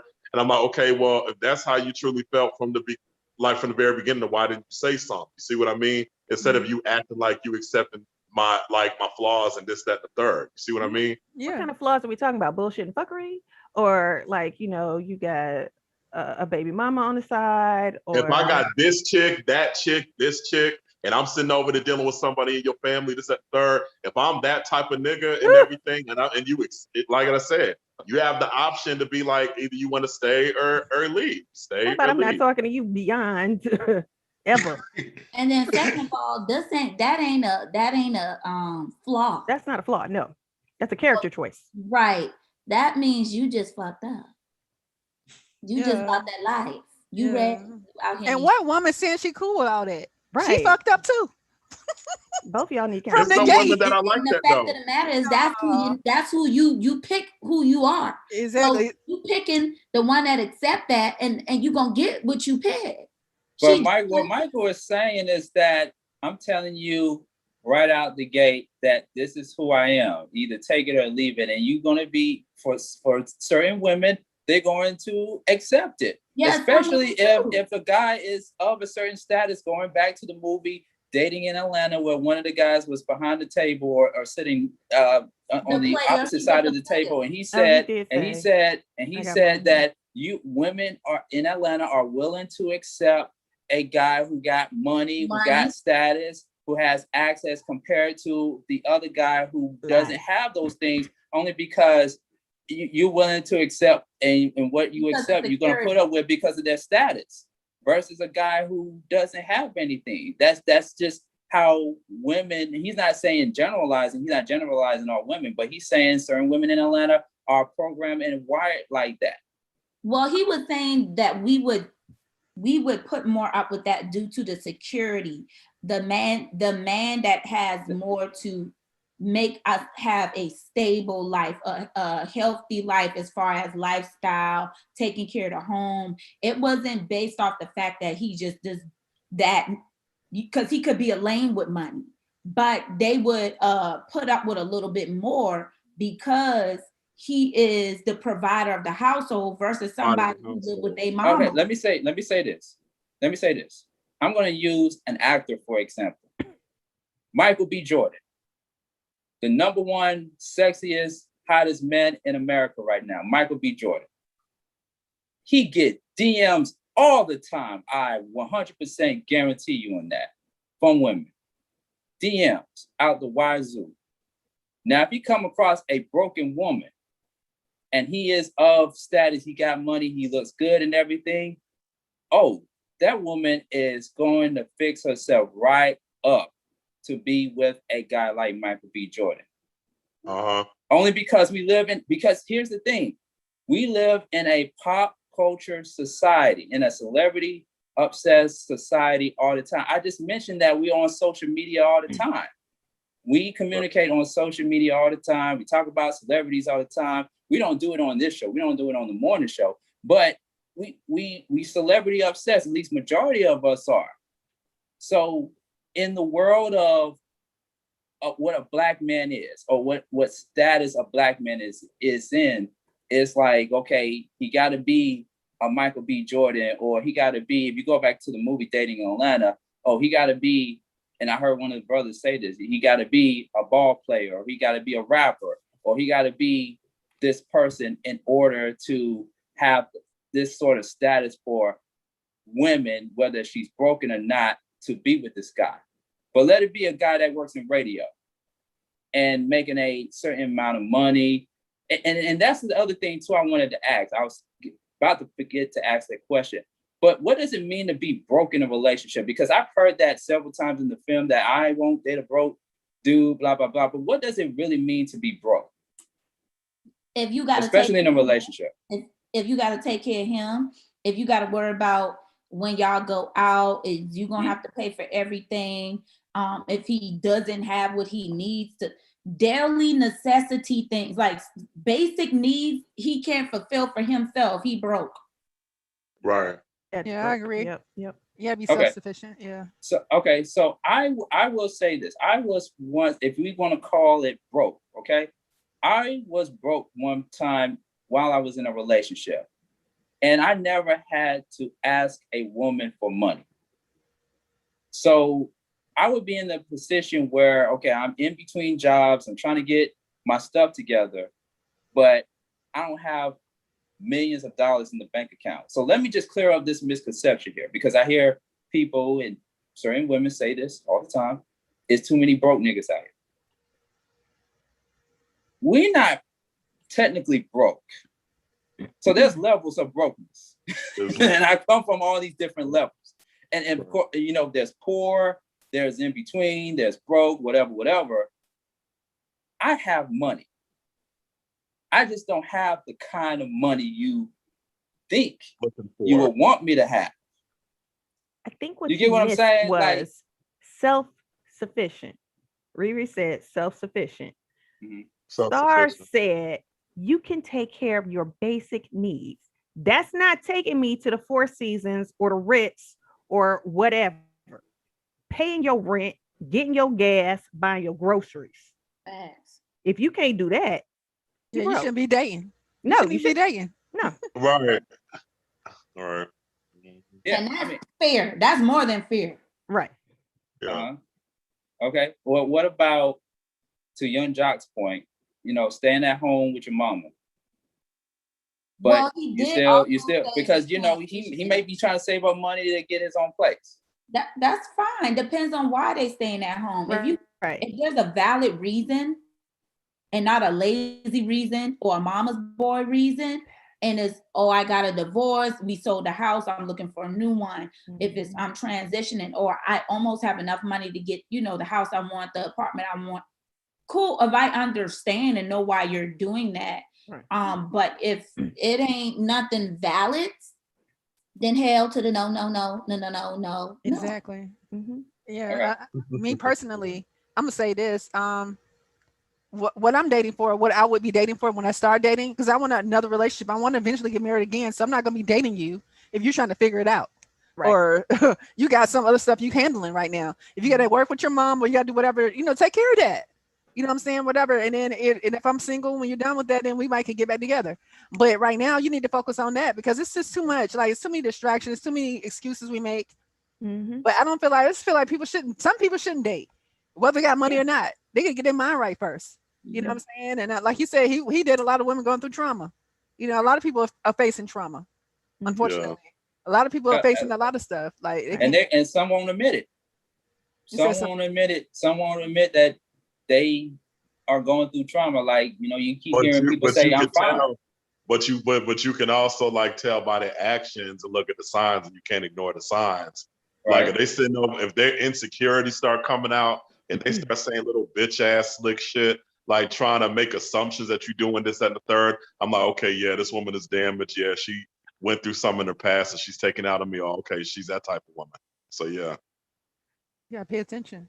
You don't waste your time. That's I mean, I think that, well, I don't think I know. I know that time is the most expensive thing than anything else.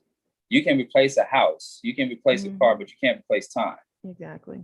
And people just don't have the time for games. Like, we all are, if you really think about it, like, we really are entrepreneurs. We do other things, we do other important things outside of our 9-to-5 jobs. And you know, I just look at it from when it comes to relationships and watching the movie over and over again, I had to look at it from an economic perspective, right? So, who all on this line have been in some form of debt before? Or is in debt? Student loans is the So that is an understatement. So a woman should not ask me in 2021 if I am in debt or if my credit score is beyond 740. Why not? Well, yeah. Not too Why early. not? Why? Not too early. You saying Not- they Not should too early. Not when you Yeah, first. not too early. Not when you Yeah. first meet them. You don't but wanna hear that in is the not- first that's not 2 the or 3 first days. date. Yeah, No. exactly. But if you consider You being be- with that you person, you want to be know what's going on. surprised. Right. Hey, you'd be surprised. They ask Yeah. Well, then you Okay, already know then- that it's a then- red flag right there. Like, no. Okay. Make the caveat that should not be in the first 2 or 3 dates. You But already that know what is she a about. very valid and real question to Yeah. ask. Surely. Later down the road, depending on how the relationship is going to that way. As you If have the gotten to relationship know is each going other to that better. way, Yeah. then yeah, I'll ask those type of questions. And hopefully I'll hear some decent answers and whatnot. Now, if But- they're in bad Credit is trouble, definitely very I would important. definitely give ways advice. And ways to watch for that as you are dating and getting to know that True. person is paying attention to how they spend their money. Right. Yeah, that too. Sometimes you Oh, just gotta be quiet and if they watch. sit up there and they Yep. ask you to put some stuff in their name too, that's a question mark The too. fuck? Wait a minute. Who you pay for real? Like, put some in- No. No. I'm just, hey, I'm just keeping it on. Hey, Don't worry we about being it. honest, right? Yeah, but that's why you don't like ghetto women because you've been dealing with a lot of Yeah. broken women. And that's why it's good to listen. away. Keep listening, and Mm. we see and hear you. Right. You know what's Hey, up. That's what I'm saying. Like, I'm not putting nothing on my name for no female and then sit up there and end Oh up my getting goodness. dragged through the mud No, versus no. all the other stuff. Hell no. That's a no. Yeah, unless y'all No. married. That's the only Right. time you need to be doing it. Exactly. It's That about I'm saying, using my name for that's peace. right. It's just like if she got bad credit or she's a felon or she's Oh. on the run and she like no. Okay. Damn, Oh, bro. what's really going on, Mike? What's really going on? Let me bring some Fellas. sage for you. Man, you dated fellas. Jeez. Sage for you. Okay. Ooh, we just Lord. We go. I gotta find this. We go. Yes. I do want to do the do's and do nots when it comes to dating in Atlanta and how to survive it. I do want to get into that because I wrote down a list. I wrote down a How to list of survive in do's and Atlanta? do nots. Man. We're not going to even get into the fundamentals because the fundamentals we already should know. We're grown ass people. We already should know the fundamentals. But I'm talking about the stuff that we do not talk about when we go on these damn dates. Okay, I want to And hear. I'm just going from my experience and from some of you all's experiences as well. So let's start with let's start with number one. So number one, and this is a don't. Don't ask serious questions the first few minutes into the date. All right, that's too broad. You need to specify. Let me specify. I get it though. I get it. I was on a date the other day, a few days ago. And I meet a woman, it was cordial, amicable, and what have you. The first question she asked me was, have I been vaccinated? That's fine. Yeah. Here's where the question, and this is why I say don't ask serious questions first few minutes into the That's date. like a political question at this point. I wouldn't want to just. It can turn into a political question, into a debate. I gave her my answer. I said, no, I haven't been vaccinated yet. I'm thinking about doing it. And plus I want to be careful what I put in my body. And I left it at that. Okay. She took it to the next level with my response and was said, well, hey, I was doing some research, blah, blah, blah. And, I'm like, my instinct, my reaction is to rebuttal, but making sure that it doesn't go anywhere further than that, because I'm not here on a date to have a CNN or Fox News debate with you over vaccinations. I'm not here for that. To me, that's like a weeding out question. Like would you have sex with someone who hasn't been vaccinated? Well, she might be, I'm gonna have sex on the first date, but you ain't been vaccinated, so you're. And then why y'all gotta ask this. And that would have been before. Yes, I'm saying. Why you y'all on ask this the question date? I gotta ask this. You on this date? were both of y'all wearing masks or what? We weren't wearing masks, but because I'm a considerate guy, when she went into the shop to get something to eat, she put her mask on. So because she put her mask on, you know, me being considerate, there was a reason why she put her mask on. So I put my mask on too. And we ended up, and then after we left from the indoor section into the outdoor section, we took our mask off because of course we're gonna talk. Right. But I got a question. Before y'all even went on a date, why y'all didn't have that Right. question should have been first? Before y'all even hooked up. I Look, agree to that. hey, Yeah. look, she the one who asked me the question a few minutes into the date. That's what I'm saying. See, but we see, would my have thing- asked you before. Exactly. That's what I'm saying. I don't know what kind of women they choosing. I don't know. Yeah. What? No, they're choosing us. Riri, they're choosing us. But listen, just because they choose you, you don't have to say yes. Right. But no, but that see, part. no. Just say no. Riri, but see, here's the thing. See, women, I'm sorry, women, y'all gotta stop thinking that we're psychic readers. We do not know whether you are crazy or not when we meet you. That's down the road. Sometimes I can. But really though, Michael, because after all you've said tonight, The felons, the prostitutes, the putting hookers. credit in your name, just, yeah. Right. They accept you That's as why- sleeping with that's why I'm everybody. very That's probably selective why he with can who I- tell now. That's why I'm Shanta, selective that's with who I probably deal with. why. Okay, That's let me what go I'm to my saying. number two, man. Woo, woo. Number two, plan ahead on what the two of you are going to do on the date. Full facts. I like that. Yeah. Yeah, agree. Yeah. Live for that. Okay. I Yeah. don't like no indecisive ass. Mm-mm. That's not my time ass situation. Right. Okay.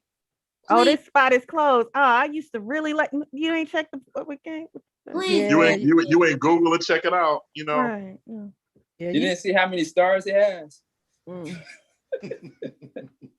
Please. All right, so we can all agree on that. Yeah. Okay, number three. Number three. We're talking about dating in Atlanta, ladies and gentlemen. Dating in Atlanta. And there's so many places where this occurs. Don't pick a place where both parties have to pay to park.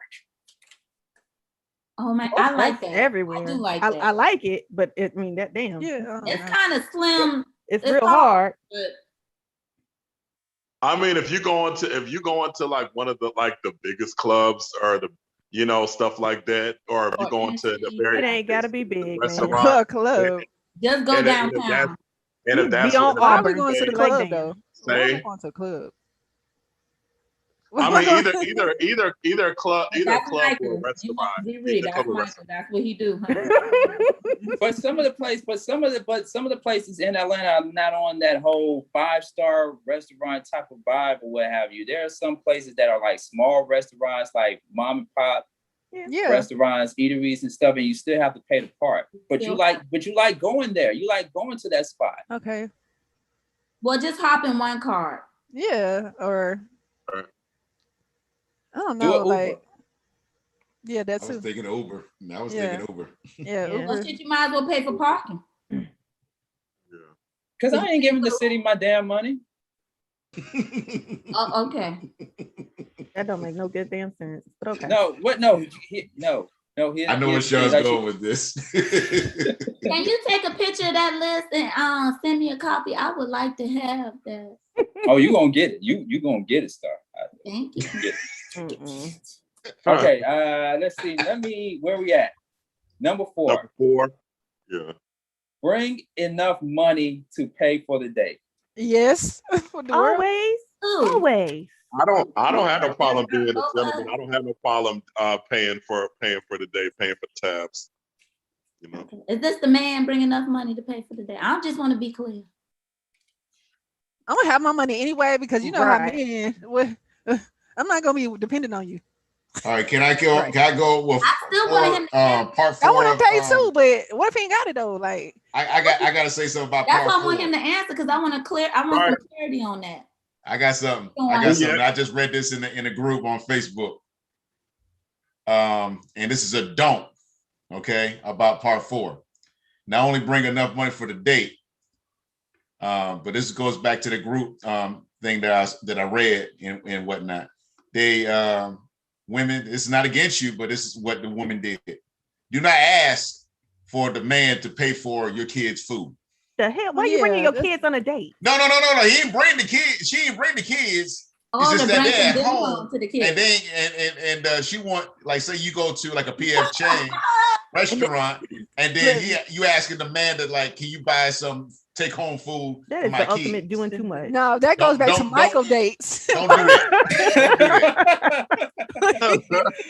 You gotta know what type of woman you dealing with, right? Hey, I was going back. That's a don't ask the man, even a woman. Don't ask the man on a woman to pay an extra. That's crazy. To take something home so you can have for yourself or for your kids. That's to me. That's just. I've been seeing that often though. People, trying to get an extra doggy bag and stuff like that to go and because of your meal that you didn't finish, but you don't ask for another meal to take home. Like, I want to take this. No, you got to be dealing with a woman that's broke. That's what it's like. Could I also get an extra contract? But some men do offer. Now, some men are very considerate, especially if they know you have children, depending on the type of man. I've been asked, because I got a daughter, like, oh, do you want to order something for your daughter?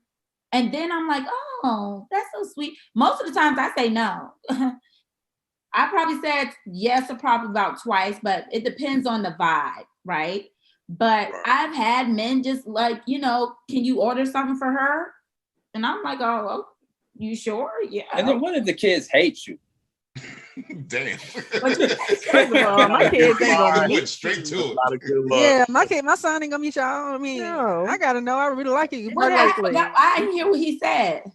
He said, "What if the kids hate you?" What if the kids hate you? Like, because you may go out your way and pay for the kids, and then depending on how the chemistry goes and everything, 2, 3, 4 months later, she introduced you to the kids, and they be like, "Ugh, with your ugly ass." And you're like, "Yeah, I should never pay." Why the hell do they know you? Organically, Sean, you're not doing it with the intention that you hoping these dinners recruit the kids to like you. You're just organically, naturally being considerate. Right. Now, in the future, you're not worrying about the future, because in the future, if they don't like you, then you deal with it then. I mean, who thinking about that? But do I like you enough for me to pay X amount of money for dinner for you and leftovers for you? Well, yeah. Be present. Be present. Be present. Right. Don't be putting nothing into the future, okay? Just be present. If you want to do it, do it because you're nice and considerate and thoughtful.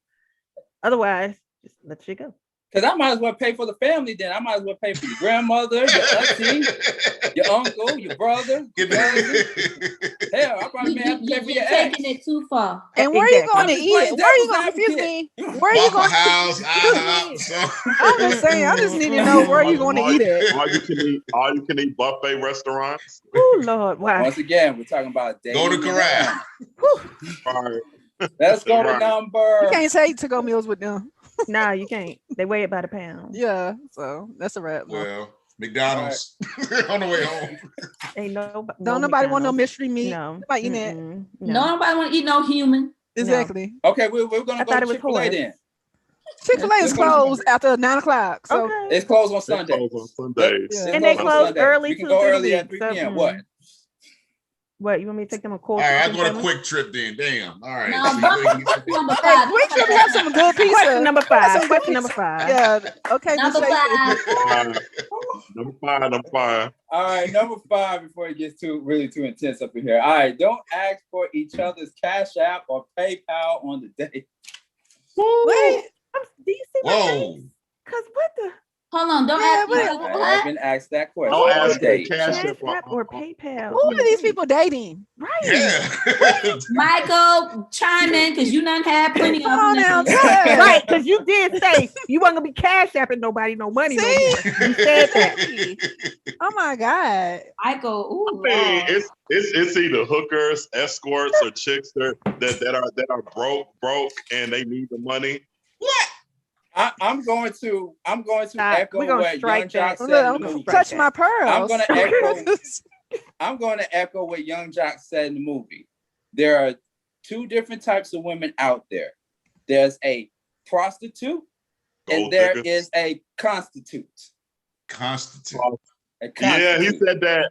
He said that. Yeah, I remember that. Please, because I remember that. see. You ain't got to be a prostitute, but if you over there trying to get the pom pom, was gonna cost you. So yeah, constitute.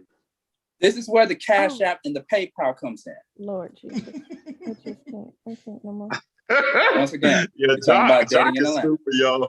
Jock is a funny nigga. He was talking in his T.I. tip voice. There is a difference in a prostitute and a constitute. I thought he was turning into Reverend Jesse Jackson at a minute. Where's Star at? She on the ground laughing. Once again, it's the women y'all choosing. Yep. That you know circle. Yeah, that circle. I don't know what y'all Did we just not, DJ Vaughn, Michael, did we just not say we're choosing them? Well, I'm saying you said they're choosing you, but you have a choice. We choose each other. No. So sometimes acknowledge that you have a role in the choosing. Sometimes they be approaching and choosing us sometimes. Pause. You got that damn right, Mike. You got that damn right for real. We ain't asked to be chosen like that. They choosing us and whatnot. Like, who the hell are you? You know, you gonna learn. You gonna learn. But what did Usher say in that song? Don't be. What did Usher say in that song? Don't have your girl around me. True, play for real. Stop. Because you can say no. You can see her walking across the room and be like, you know what? Somebody, it don't feel good in my spirit, and be like, I'm good. You know what I'm saying? No, thank you. I got a drink. You know, that's when the standards kick in that you supposed. Yes. Sometimes you know what? But you know what? Everybody has a weakness. We're all weak to something, you know. And most men like me are weak to, pussy. What? You already said pussy. You already said it. Don't be. Oh, we know your number one weakness. I think it was the squirting, but look, this is the best show. I'm sorry, this is the best episode. We've been doing this since 2010, right? And this is one of the best episodes ever. I gotta get to my last 4 or 5. Let's see, where are we on? Number 6. Mm-hmm. Do not drink too much or get drunk on the date. I don't drink at all. Yeah. I don't drink at all. I agree. Definitely. Don't do that. Do not. I don't drink. I'm not. Yeah. Don't. I don't. You need to know what's going on. Exactly. Bill Cosby. You gotta be aware of your surroundings.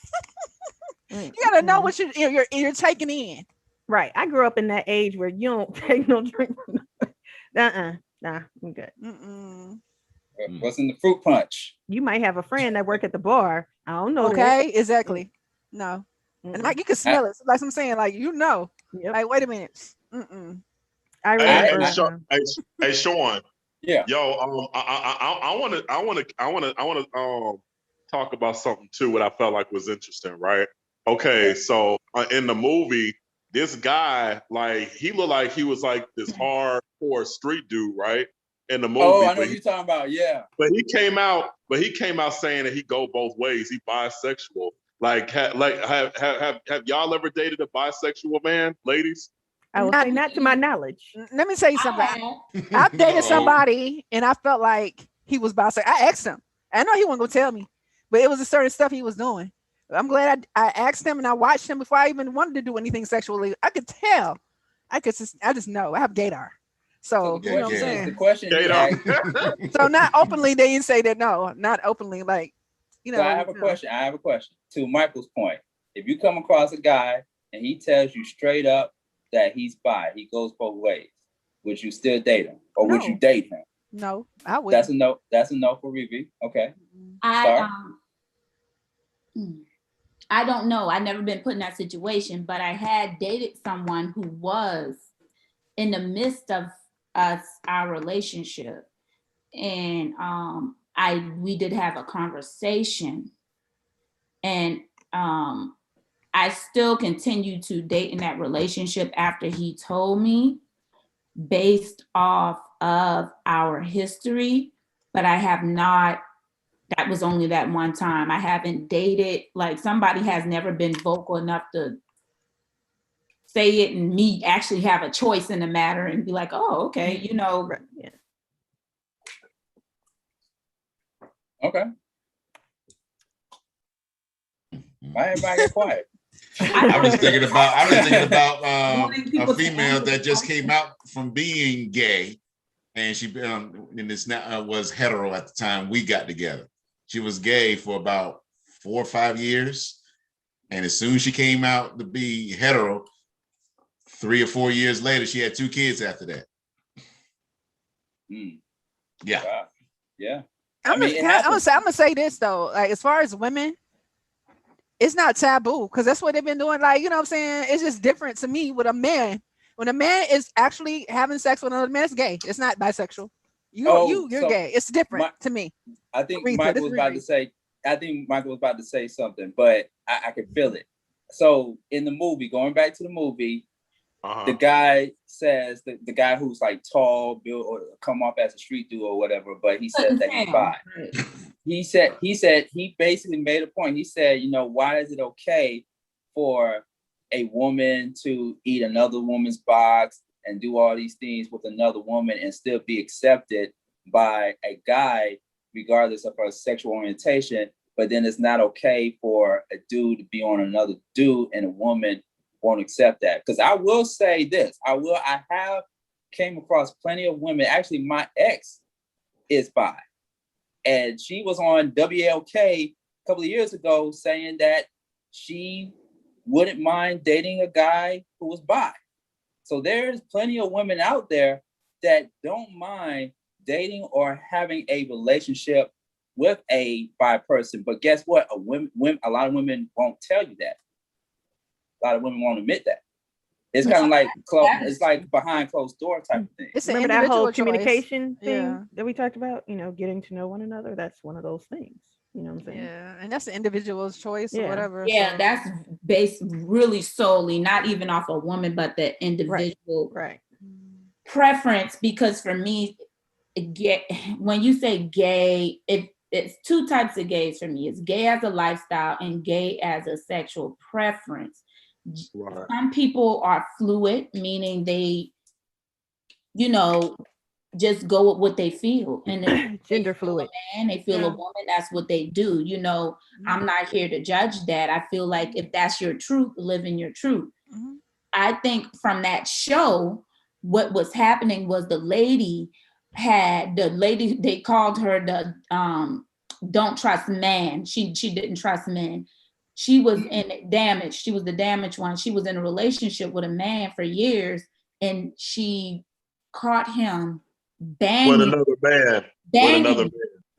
The hell out of another, like walking in on it, like had no clue. He never discussed the situation with her, and she made a statement that said, well, I could have caught a disease or something. And then that's when the guy came out and said, well, you're offending me because I do both, you know, men and women. And, you know, you saying caught a disease, but really in her mind, I don't think she meant to say because he was gay. She was careful. No, because he was literally banging this man and without a condom. Raw. She don't know what's going on. And that's dangerous, or whatever the case may be. So whatever your sexual preference may be, you must be vocal. Be vocal, be straight up about it. I agree. Yeah. That's just what it is. I agree. Be honest. Be honest, right? You don't want to be playing with people's livelihood especially when you're having unprotected sex. Because you don't know people mental. Because they can go as deep as I show up and I see some shit like that and I snap. And everybody, y'all about to catch one.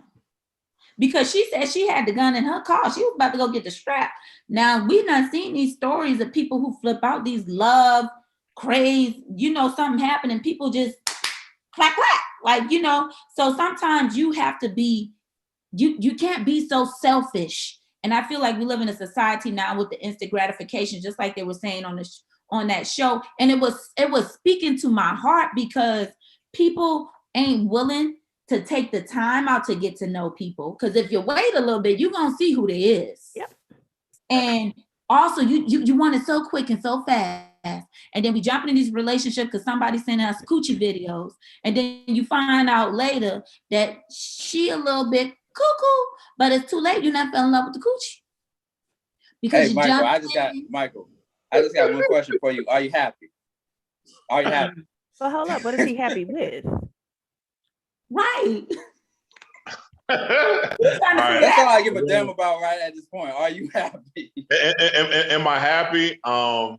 No, he's trying to figure out if he could be happy. I'm gonna answer for him because I know what's up. Hey, it's you know what? Like, to be fair, in some ways I'm happy, in some ways I'm not. But that's something that I have to work on with old girl. No, that's something you need to work on with yourself, actually, because your happiness comes from you and not from the people that you're with. And that's another problem that we have in relationships. We expect those around us to create our happiness for us. We can share in what they have to offer, but our happiness is really a thing for us to cultivate on our own. And that's the work and the healing. I want to say something on that about what you just said. Me too. That's too deep. You actually had a woman. Well, we were young. We were like in our young 20s and whatnot. She was looking at me to make her happy. She was looking at me. We've been together 3.5 years, and she was looking at me to be for her to be happy. And I'm like, I wasn't thinking. She might have been a wife, but I was too young. I wasn't thinking about no marrying at that time. In my young 20s, I want to have some fun. It doesn't mean I want to go out and just have sex with everybody. No, I wasn't thinking that way. I just didn't want to be bogged down as being a married man at 20, 21, 22 years old. I didn't want to think that way. Right. But you see, that's what's going on. We were together, but we were not even engaged because I wasn't into that mindset. And you make a good point, both of you guys, because this is the thing. This is where the instant gratification comes in at. You don't self-love. You don't know yourself. You ain't comfortable with yourself. And so you go and you get excited about these little instant things that are happening. And as soon as they disappoint you, or they show you that they're not perfect, or every day ain't a happy day, you want to get up and walk off and leave.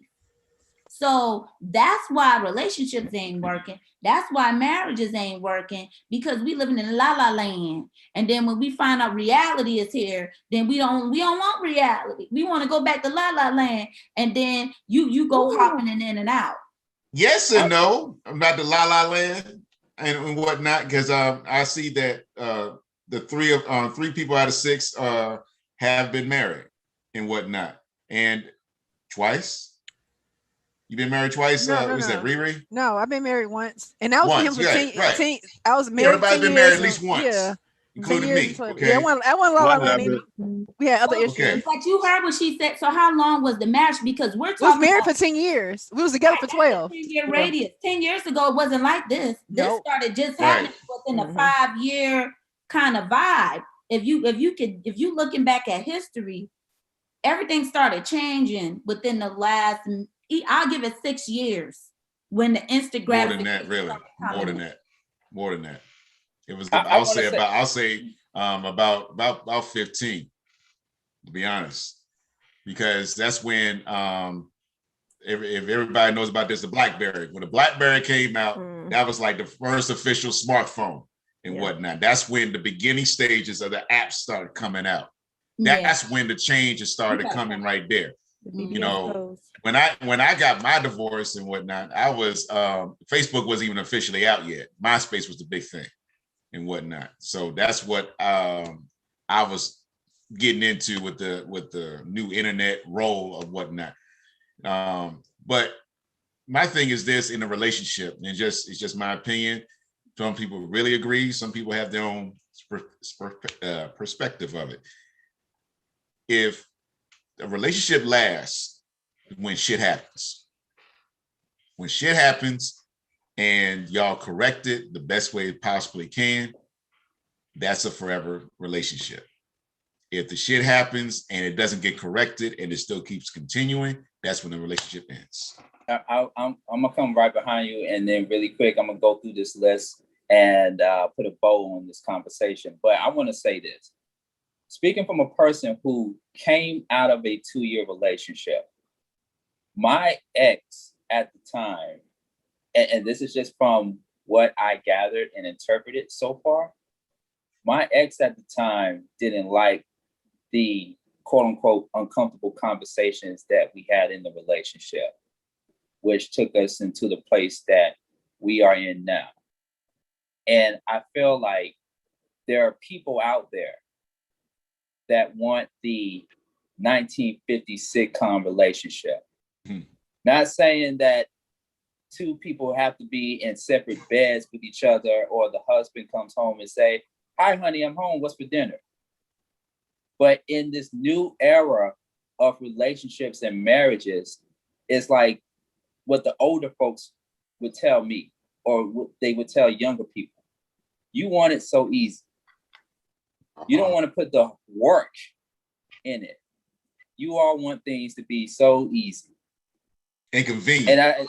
And taking it to the movie, I don't mean to give it all away, but I definitely want people to see the movie. But towards the end of the film, Javon, the guy behind the film, he went to go to his parents' house and asked his dad, "How did you all make it?" Exactly. As a couple. And what we don't do as a new generation of people, we don't go to our grandparents, or we don't go to the couple that have been married for over 40 years. We had Sharia Thomas on Love and Poetry podcast. We had her parents come on the Love and Poetry podcast talking about how they made it in marriage for over 50 years. Go back to the OGs. You got to go to the OGs. Stop going to these Steve Harveys. Stop going to these Tyrese Gibsons and all these other people that are not licensed relationship experts. Or if they are, they're not doing a damn good job. Go to the OGs, like Star said. I have a little pushback on that, right? Now, I have something too. Okay. Because the thing is, right, yes, we should ask, but you know what? They should tell. Because it's their job as the elders to pass on this information, right? So, but then again, everything in my world goes back to communication, right? We have failure to communicate in the community at large. And that transitions from parent-child relationships and, different levels of generational familiar relationships. So expecting someone to say, "Oh, let me go ask and I can't go ask my grandparents because my grandparents are deceased," right? Mine are too. And my parents are divorced. My dad's on his third marriage. Mine are deceased as well. They're dead as well. But so we still need to have spaces where people can have those conversations, but you can't put it all on one set of people or another. But what I'm saying is that, okay, in instances like those, what if the grandparents or the people of that elder age don't know what's going on in your life until you tell them? You know what I'm saying? Because I can hide as much under the sun from my mother about certain things that I'm going through. But if I don't tell her, she won't know, she won't help me. So I think it goes both ways. When you talk about communication, it goes both ways. Like, the elders should pass on this information and knowledge to us, but we got to be the ones to not hide the stuff from them or hide our feelings or have it bottled up inside. Like, we got to go and talk to them and say, "Hey, look, this is what I'm dealing with right now. What is your advice? What is your insight? Help me out on that." And then as far as like, okay, your parents are not here, your grandparents are not here, God bless the dead, but you got that next door neighbor down the street. You got that couple 2 blocks away, or you got this couple that you see in the movie theater or come to the grocery store. Talk to them. It don't have to necessarily be your grandparents or your parents. Can I say something, Sean? Sure. And then I'm gonna come behind you, Riri. I feel like a lot of times it fails because people they never seen it. I know you're saying ask your grandparents or ask your, a lot of these mothers who have daughters, their mothers never was married. They don't know what a wife is supposed to do. Their dad was not there. So they have, to me, honestly, like you said, find a group, not your neighbor, because you don't know what the neighbor's going through. They could be together for 30 years, but they don't mean they in a happy situation or whatever. So to me, find a mentoring or people you look up to. Maybe people in your church, the elders or whatever, but not necessarily people in your family. Because like you said, some people don't have grandparents or parents. So people that you can relate to. And to me, it's not because, what happened to us? Social media happened to us. A lot of things happen to us. Our generations is totally different to me. They don't know. They see, like you said, instant gratification, seeing things, they looking at this is what a man's supposed to be. This is what a husband's supposed to be. This is what this man's supposed to have. He's supposed to be rich. Like, that's not reality. You already know that. Like this, what they look for is not reality. A lot of people not making 100 grand, 6 figures or whatever. I mean, so it's just like you got to figure out yourself, work on yourself, and figure out who you are as a person. And can you be a wife? You know what I'm saying? Are you? That's the responsibility to come with that. It's not just like, let me get married and, you know, we're going to be happy, whatever. No, it's steps. It's like a lot. It's growth. You got to just, you know, willing to go through. What is he going through right now? The man that you want to marry. What kind of stuff he went through in life? What's his traumas? His daddy might not have been there. Like, it's like so much that people just jump into stuff and neither one of them had a scope or seeing something, an idea of what marriage really truly is. Because it is work. It's not just, I love you, you love me, let's get married. That right. That part. You know what I'm saying? Yeah, like right. It's way more than just, a lot of people make it sound like it's so easy. Like, no, it ain't. Yeah, it's not at all. And the work starts when you get married. It ain't before. It starts actually when you get married. Yeah, it takes a lot of work. Takes a lot of work.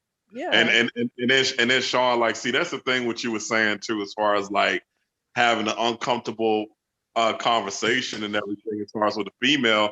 I mean, if she doesn't want to have an uncomfortable conversation, obviously that right there, she don't like being challenged.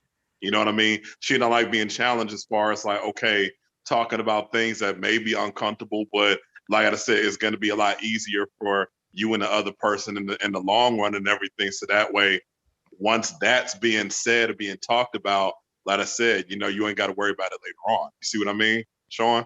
I mean, yeah. I gotta ask what you I was this. gonna say. I have a question, Sean. Is this question on your list? Because we got to go back to your list.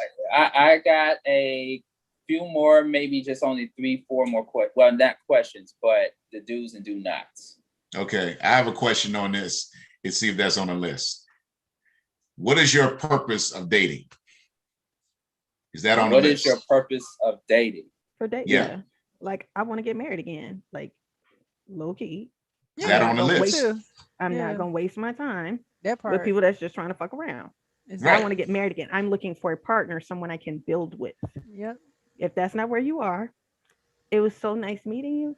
You know, hope you have a good one. Get home safe. Exactly. People get confused about what dating is all about. Yeah, they want to have a partner. They want to show off their partner or whatever the case may be, have that monogamous relationship. But what is the true definition of what you're trying to do in that relationship? And I know a lot of folks out there in the world, not just Atlanta, but in the world, are dating. They don't know if they want to get to that part because sometimes fear comes in. They want to sometimes treat their partner like a commodity, like a trophy. Yeah. Yeah, there's that. But yep. You know, that again comes from not knowing who you are and what you want. You know what I'm saying? Mm-hmm. What I was going to say after Riri before, and to piggyback off Sean, was that when we communicate, there should be a purpose. And when I talk to people about communication, there should be a purpose in your communication. You're either modeling, right? I'm going to let you know how you're going to talk to me, how this is going to go. I am communicating with you so we can prevent things from happening down the road, or I am communicating with you responding to something that has happened, right? So, and this is what part of what dating is. It's learning how that person communicates. Can you communicate effectively with this person? You know, do you communicate the same way? Because I use a basketball analogy when I'm talking to people about marriage. Y'all can be on the same team. Y'all got the same playbook. You studied it hard. But if y'all ain't on the same page, them plays ain't gonna line. Shit's gonna be fucked up and you're not gonna win the game. Y'all got to be on the same page in the same playbook. Exactly. You got to communicate. You can't be like, oh, I'm in chapter 5, but you in chapter 3. I don't know what you doing. I agree. I got something for you. I think everybody agree on that. Yeah, I agree. I agree with that basketball analogy. Here is my thing when I was dating. Who's the best candidate? I treat it as a political thing. Yeah, what? Gonna be your as you should. It's your life. Okay. Yeah, because it is. I mean, a lot of folks don't think that way. I thought it that way because I thought it was best for me. Who's the best candidate that's going to represent me, and I know I can represent her. Mm-hmm. Exactly. That's what I did. I mean, it took a while and whatnot because the mindset of some of the females I met just went totally crazy. And then I had to make sure that and I know you ladies definitely think of this, who's going to be the best representative for my child? Because this is not the biological parent involved. So got to make sure that they're going to be a good representative. Absolutely. Exactly. That's why I was very careful when I was dating that whoever met my son, it's going to be good. That was another reason. I was like, why are they meeting your children? They should not be meeting your kids after like a couple of days. We need to know you. Right. Woo. Okay, I told you all this is one of the best episodes. I told you all. All right, so let me get to this last few real quick. Where we at? Whoever invites who on the date should pay. I mean, wait, say that again. Say that again. Whoever invites who on the date should pay. Whoever initiates the date should pay. And Right. I agree with that, right? And that's what I teach my daughters, right? Like I date my daughters. We date our daughters because we have mommy daughter dates and we have daddy daughter dates. It's my job to teach them certain things. It's his job to teach them certain things. My thing is, okay, when you go out on a date with somebody, unless you have discussed beforehand, you always, one, the person who asks pays, but you always carry enough money to cover your bill just in case. And then,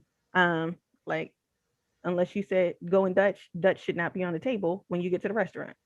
Don't come at me with Dutch, but you come at me with Dutch, go in Dutch, and I'm Ubering home. Because that's a failure to communicate on your part, right?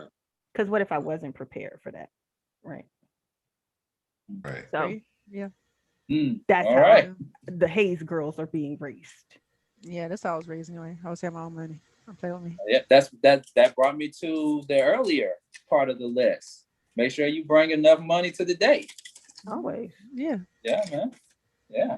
Got to make sure you have enough bullets. And then men are crazy too, because you might not do something and they want to act funny. Like, okay, that's what you're gonna do. Whatever. Bye. Yep. We I have to go to the restroom. No, son. Seriously, I'm out. I done did that too. The old routine. The old routine. That's the old school routine right there. What you say, Star? I was being quiet because see, I'm a little petty about it. Now, if you ain't gonna treat me like a lady, you ain't gonna do because. And I don't know. My daughter's not at the age where I'm teaching her like, about the dating and paying and stuff. But for me, even if I say let's go hang out or whatever, I'm still expecting you to pay. Now, I just pay in general. I'll just pay for some stuff for, us. Like I like paying for dates too sometimes. I like treating the man.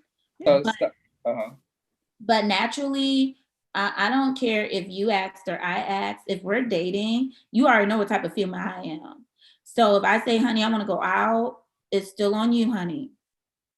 Is it how you say it at the end of the day? So even if you say, hey, there's this nice restaurant, let's go there, have some drinks, have some good food, let's go. Let's do it. Yeah, he still has to pay. I guess it is, and it depends on where you're at in the relationship too. Because if we're just first dating, more than likely I'm not asking a guy out. They're gonna ask me out unless you're just somebody I adore and we're just hanging out in general. That's different. You already know what that is. But if someone's interested in me and it's at the beginning and they're asking me out, they're paying. Now, if we've been dating for a while, you know me, you know my style, you know what type of female I am. Even if I randomly say, hey, babe, what we're doing, I want to go hang out tonight, it's still on you, sweetheart. Okay, because I was about to go to that young jock ideology. There's a difference between a prostitute and there is a difference between a constitute. I'm a constitute. So you're a constitute. I'm gonna say this. That movie was made in 2017. So in 2021, no. If we going out, it depends on, like she said, like where you at in the dating thing or whatever. So and she said clearly, no, it wasn't. It was a long time ago to me.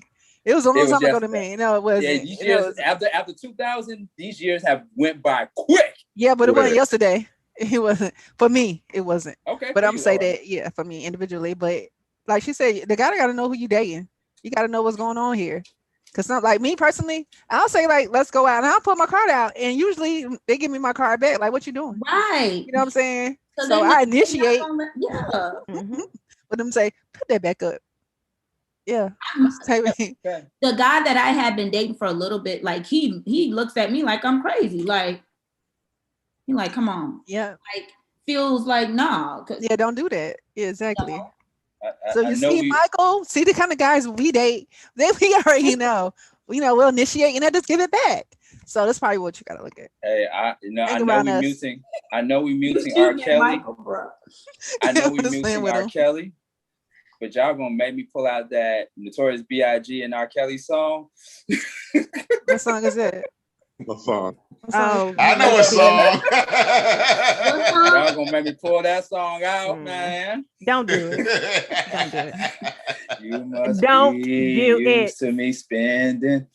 Oh, yeah. Me whining and dining. I'm fucking No, you no, tonight. You should have just left it where it was. It's okay to have that type of mindset, but just make sure Oh goodness. a female that receives it. Yeah, exactly. I'm about to say that too. Yeah, that part. Yeah. Oh my goodness. Okay, last one. Last one. Is this the last one? Oh no, it's there's two more really quick. We gotta get through these two more real quick.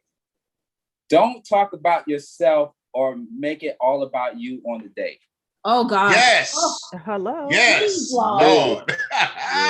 This is Man, not a documentary. shut the hell up, man. No. and please don't tell me I'm a good listener after you not sat and talked for about too damn hours. The reason why I'm so quiet is because this is gonna be the first and the last conversation we gonna ever have. Right. Oh, Well, take one it to way, church. it's First done. and last. It's finished. Dude, I sit and listen to people all damn day. Do you really think I want to sit and listen to you just talk about yourself? Oh no. No. And Jill Scott already told you. She said sometimes let's just be silent. You know what I'm saying? Okay. That's just If embrace you each know other's you a energy. talkative dude like that, let's go to the movies. Yes. Save yourself from drowning. Yeah. Be proactive. Right. We can have a Don't do discussion it about to the movie yourself. afterwards, but don't. Ooh, Yeah. Lord. Woo. All right. I think we deserve one more. Because we were talking about broken people earlier. Plain and simple. If you have issues, if you haven't gotten over your ex, if you're still going through some shit, don't get on no date. True. Agreed. Yes. Yeah. Please don't. Don't You get know on what? no date. That's that though, Sean. Earlier when we discussed that, on dating sites and in real life, this is my thing. If you are hurt or you're still carrying in things from the past and you're not ready to per se kind of put emotions or feelings into it, I think you should be honest and say you want to be platonic because you're still dealing with things in your past relationship. You just want to kind of hang out. I have done that before. I've literally said, look, I'm just trying to hang out. I'm going through things. I'm still in my healing process, but also I do want to hang out, have conversations. And guys actually were receptive to it. Like, Okay. because I was being honest. So I feel like on both sides, if somebody's just being honest, like, look, I ain't trying to meet my future wife right now. I'm just trying to hang out, kick it a little bit with a feminine energy or masculine, depends on who's saying what, masculine energy. And let's be platonic or, we can go with the flow, but I ain't in the place to look at the future right now. Okay. Yeah, I did that myself. But some of these females were just trying to rush. I remember one particular female, the way, just because her vibe with me, she really enjoyed, she wanted me to almost be their stepdaddy. I'm like, no. You because got to be the I dude to helped pay for them the meal. Yeah, I mean, just because I helped them doing the homework that particular time, because I knew the answer, she didn't. The mom didn't. She like, oh man, you'll be a great stepdad. What? Maybe she was being please. facetious. I'm gonna cry for the girl. Man. I wasn't literal, but she was just saying, you know. But why are you saying It's like that a when I compliment. ain't trying to even? I'm going back to what you said earlier. You said about communication. I wasn't trying to do all that. I'm helping out because I know, you know, years ago I was in the education thing. I'm still educated, but by heart, but I'm not doing it. I'm going to help a child if they don't know the answer. Well, sometimes you got to create boundaries when you say you're not doing all of that. You have to. I can't help that when there's a child that okay, need that assistance and whatnot. That's just me. I know you were going to say that too, but we got to understand something. When we know that we're not in a certain situation, in certain light, the natural part of us sometimes has to be put on the back burner in certain scenarios. I ain't help the rest of her kids though. I have that one. Because I saw this was like, no. Right. I did that one and call it quits. Yeah. Man. Woo! All right. DJ Vaughn was about to put, he was about to be that dude to pay for the meal for the kids. Stepdad. He already did. No. Yeah, man. Oh, man. I guess all right. Okay. Woo. Great show. Before we close out, because I can just see the face on Shanta right now. It's just, I know. Maybe we'll do a part two. Hopefully we'll bring. Hopefully we can still get Javon to agree to be a part of the show, because he's the one who did the movie. He said, "Hey, I'm doing a case study on why it is so hard for people to date in Atlanta." Right. I do have a question. Mm-hmm. All right, and I see that we lost Michael. I hope he comes back, but if not, we really appreciate him for taking time out of his busy schedule to come on the morning show. But I do have a question. Who makes dating harder in Atlanta?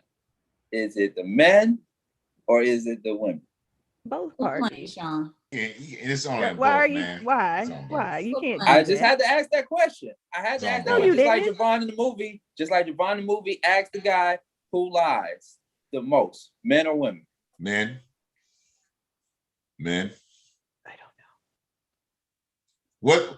Why do men lie? Men lie trying to get some. That's why men lie the most. Women don't lie that much as men do. Yeah.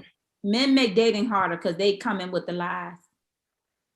I wouldn't say men make it hard for the dating. I said men lie most. I'm not saying that. No, I'm saying what I'm saying. You saying what you're saying. Okay. You can stick to your own opinion. Not a fact, it's an opinion. With the lie. Just an opinion. Woo! Okay. Did we get an answer from Riri? No. I don't know. I don't date women, so I'm assuming. That's right. I feel like I already told you what men. I mean, men do. They don't tell you the truth, and they feel like if they don't tell you the truth, they didn't lie to you. I mean, they don't tell you everything. They don't lie to you. They're not lying. Right. But if you ask them like, "Why you ain't telling me you was dating somebody else?" Well, that didn't come up. Like it be like certain stuff. Like you didn't ask. Yeah, like what? Don't do that. Don't do that. Like you already know. Don't waste my time. You know, Usher already told you. Don't waste my time. Y'all know what I'm talking about. That song. I know what you're talking about. I know what you're talking about. Right. Yeah, nobody has time for that. Like everybody to me is on some game stuff. I don't even understand. I'm 42, so you look good for 42, girl. Go on, girl, you better work it out, girl. You better be fine at 42. Yeah, I know it, but it's just like I don't know. It's just don't look good. Don't look good. I'm gonna have to probably find somebody in another state and fly them here. I don't know. Oh, see, what a way! What a way to put a bow, almost put a bow on this conversation. Because what have we been talking about? Dating in Atlanta. On the line. Why was Michael on the line? He is seeing a woman who showed her coochie in real time, and he's dating her all the way in North Carolina. I got to tag out on this one. That was different, but he thought she was here. When he said, he did, but then he also cashed at her so she could drive down. But anyways, I gotta go. Was a cost to okay. All right, I gotta go. Shanta, really quick. Once again, your contact info. Shanta Hayes, slhayes.com. Yeah, Instagram, Twitter, IG, same thing. SL Hayes _speaks on all social media. Okay. All right. Well, we appreciate it. We want to make sure that people go to the website for the retreat for information about the retreat. Thank you. And don't forget Minority Mental Health Month. Please check yourself, check your friends, reach out to people, ask them what they need. All right, y'all. All right. Thank you. All right. Talk to y'all Okay. later. All right, Bye-bye. Shanta. And you and before we let everybody go, because it was a lot to take in. It was a lot to take in. What have we learned from doing this episode? What have we learned? What have we learned? What can we take I away know from this that I would love to hear the ladies say what we have learned, because I'm at the point that where everybody wants to get to. So, Well, I've learned that we have miscommunication. We all need help. We all want all the time. we all want companionship, but we want to be, somebody that's honest and truthful with us. We don't want to waste our time. Right. Whatever. And we don't, we just want better. We got to get better with each other, like talking to each other and communicating. So that's one thing. Okay. Star? First, I want to say, you said, DJ Roland, you said you at the point where we want to get to. What's that point? I'm engaged. Oh. Well, what makes you think everybody want to get to engagement? That's what I said back to the question. I said, what is the purpose of you dating? Okay. Okay. 5 minutes. I guess that's that got to be a whole nother. I just got to keep going. This show got to keep going because that got to be a conversation right there. Mm-hmm. But so I observed a lot of things because men are from Mars, women are from Venus is definitely right clear because we have a different understanding. But I also see that if we can just learn the language of the person that we're dating or we're interested in, it can make for a better, healthier relationship, companionship, datingship, right? Also, honesty is always the best policy, no matter how much somebody say, oh, well, they say they want the truth, but they don't. No, they do want the truth. Just because it's going to hurt them or because it may or may not hurt them doesn't mean that they still don't want the truth. I want the truth, and I've been hurt with the truth sometimes, but allow me the choice. That's all I'm saying. So I learned, truth set you free. Right. Whatever that looks like. Absolutely. So my two. All right. Well, what I can take away from doing this episode, because I learned a lot, and I'm going to still continue to learn, because every day is a learning curve for me to communicate with women, to communicate with the opposite sex, and actually know what it is that you all really, really want. But just to keep it simple, we got to meet each other in the middle when it comes to communication. I mean, I think we all in agreement to that, and I can't stress that enough. We got to meet each other in the middle when it comes to communication. Look, we're not in high school. We're not in high school anymore. We're not in middle school, like all this other stuff, social media and everything. Like, we're a part of that world, but we chose, like we talked about choosing, right? We talked about choosing earlier. We chose to be a part of that world. Mm-hmm. You know what I mean? Like it wasn't forced upon us. Maybe to some degree it was, but it wasn't forced upon us to say, hey, we don't want social media. We want to just stick to what we know. We want to stick to not having no social media. We want to stick to talking to each other on the phone like we used to do back in the day. But because we're living in a different world right now, and we got all these different type of relationships these days, situationships, polyamorous, open relationships, this, that, and the third, be clear on what is it exactly that you want. If you want to be in a polyamorous relationship that, you want to be with more than one person, do that. Don't do that with a person who is not about that life. No. You know what I mean? So I think it just comes to communication, and we also got to look at ourselves and the environment that we're in. We focusing on Atlanta. Yeah, we can say, oh, this happens across the board. This happened in other states, but we never been in those other states. We may have visited some of those states, but we never actually stayed in those states. I You know what I'm have. saying? So where have you been? Rialto, California. I've been in Detroit, Michigan. I've been in Florida, D-Land, Florida. And how the fellas out there? Well, I feel like in Florida, they were like relationship dudes. It's a small town though. Like Florida is not like people think. Florida is country. It's small towns. It's like, you know what I mean? It's not Miami. You know, looking at Miami, it's not like that. Like some of those towns are small, so they're looking for relationships or whatever. Yeah. So, you know, California is different though. You know, a lot of the guys actually like they want to marry. They look at them and marry. Unless you're going to LA or San Francisco. Like it's the cities, no. The cities, they want to be like Atlanta. You already know that. Like I agree. Yeah, so it's not, I don't know. Metropolitan cities are probably the worst place to meet. Yeah. Probably your future mate. Exactly. So I probably need to go maybe to like Waycross, Georgia, or Perry, Georgia. What's that place that Dynasty went to? What's that place that Dynasty went to? Oh, wait, Colony, Georgia. Colony or wherever. Cottage, Georgia. It starts with the letter C. Right. But I know. Yeah. Dynasty gonna get on me about that. All right, y'all. Yeah, me too. It's the Beat Break Morning Show, the Beat Break Podcast.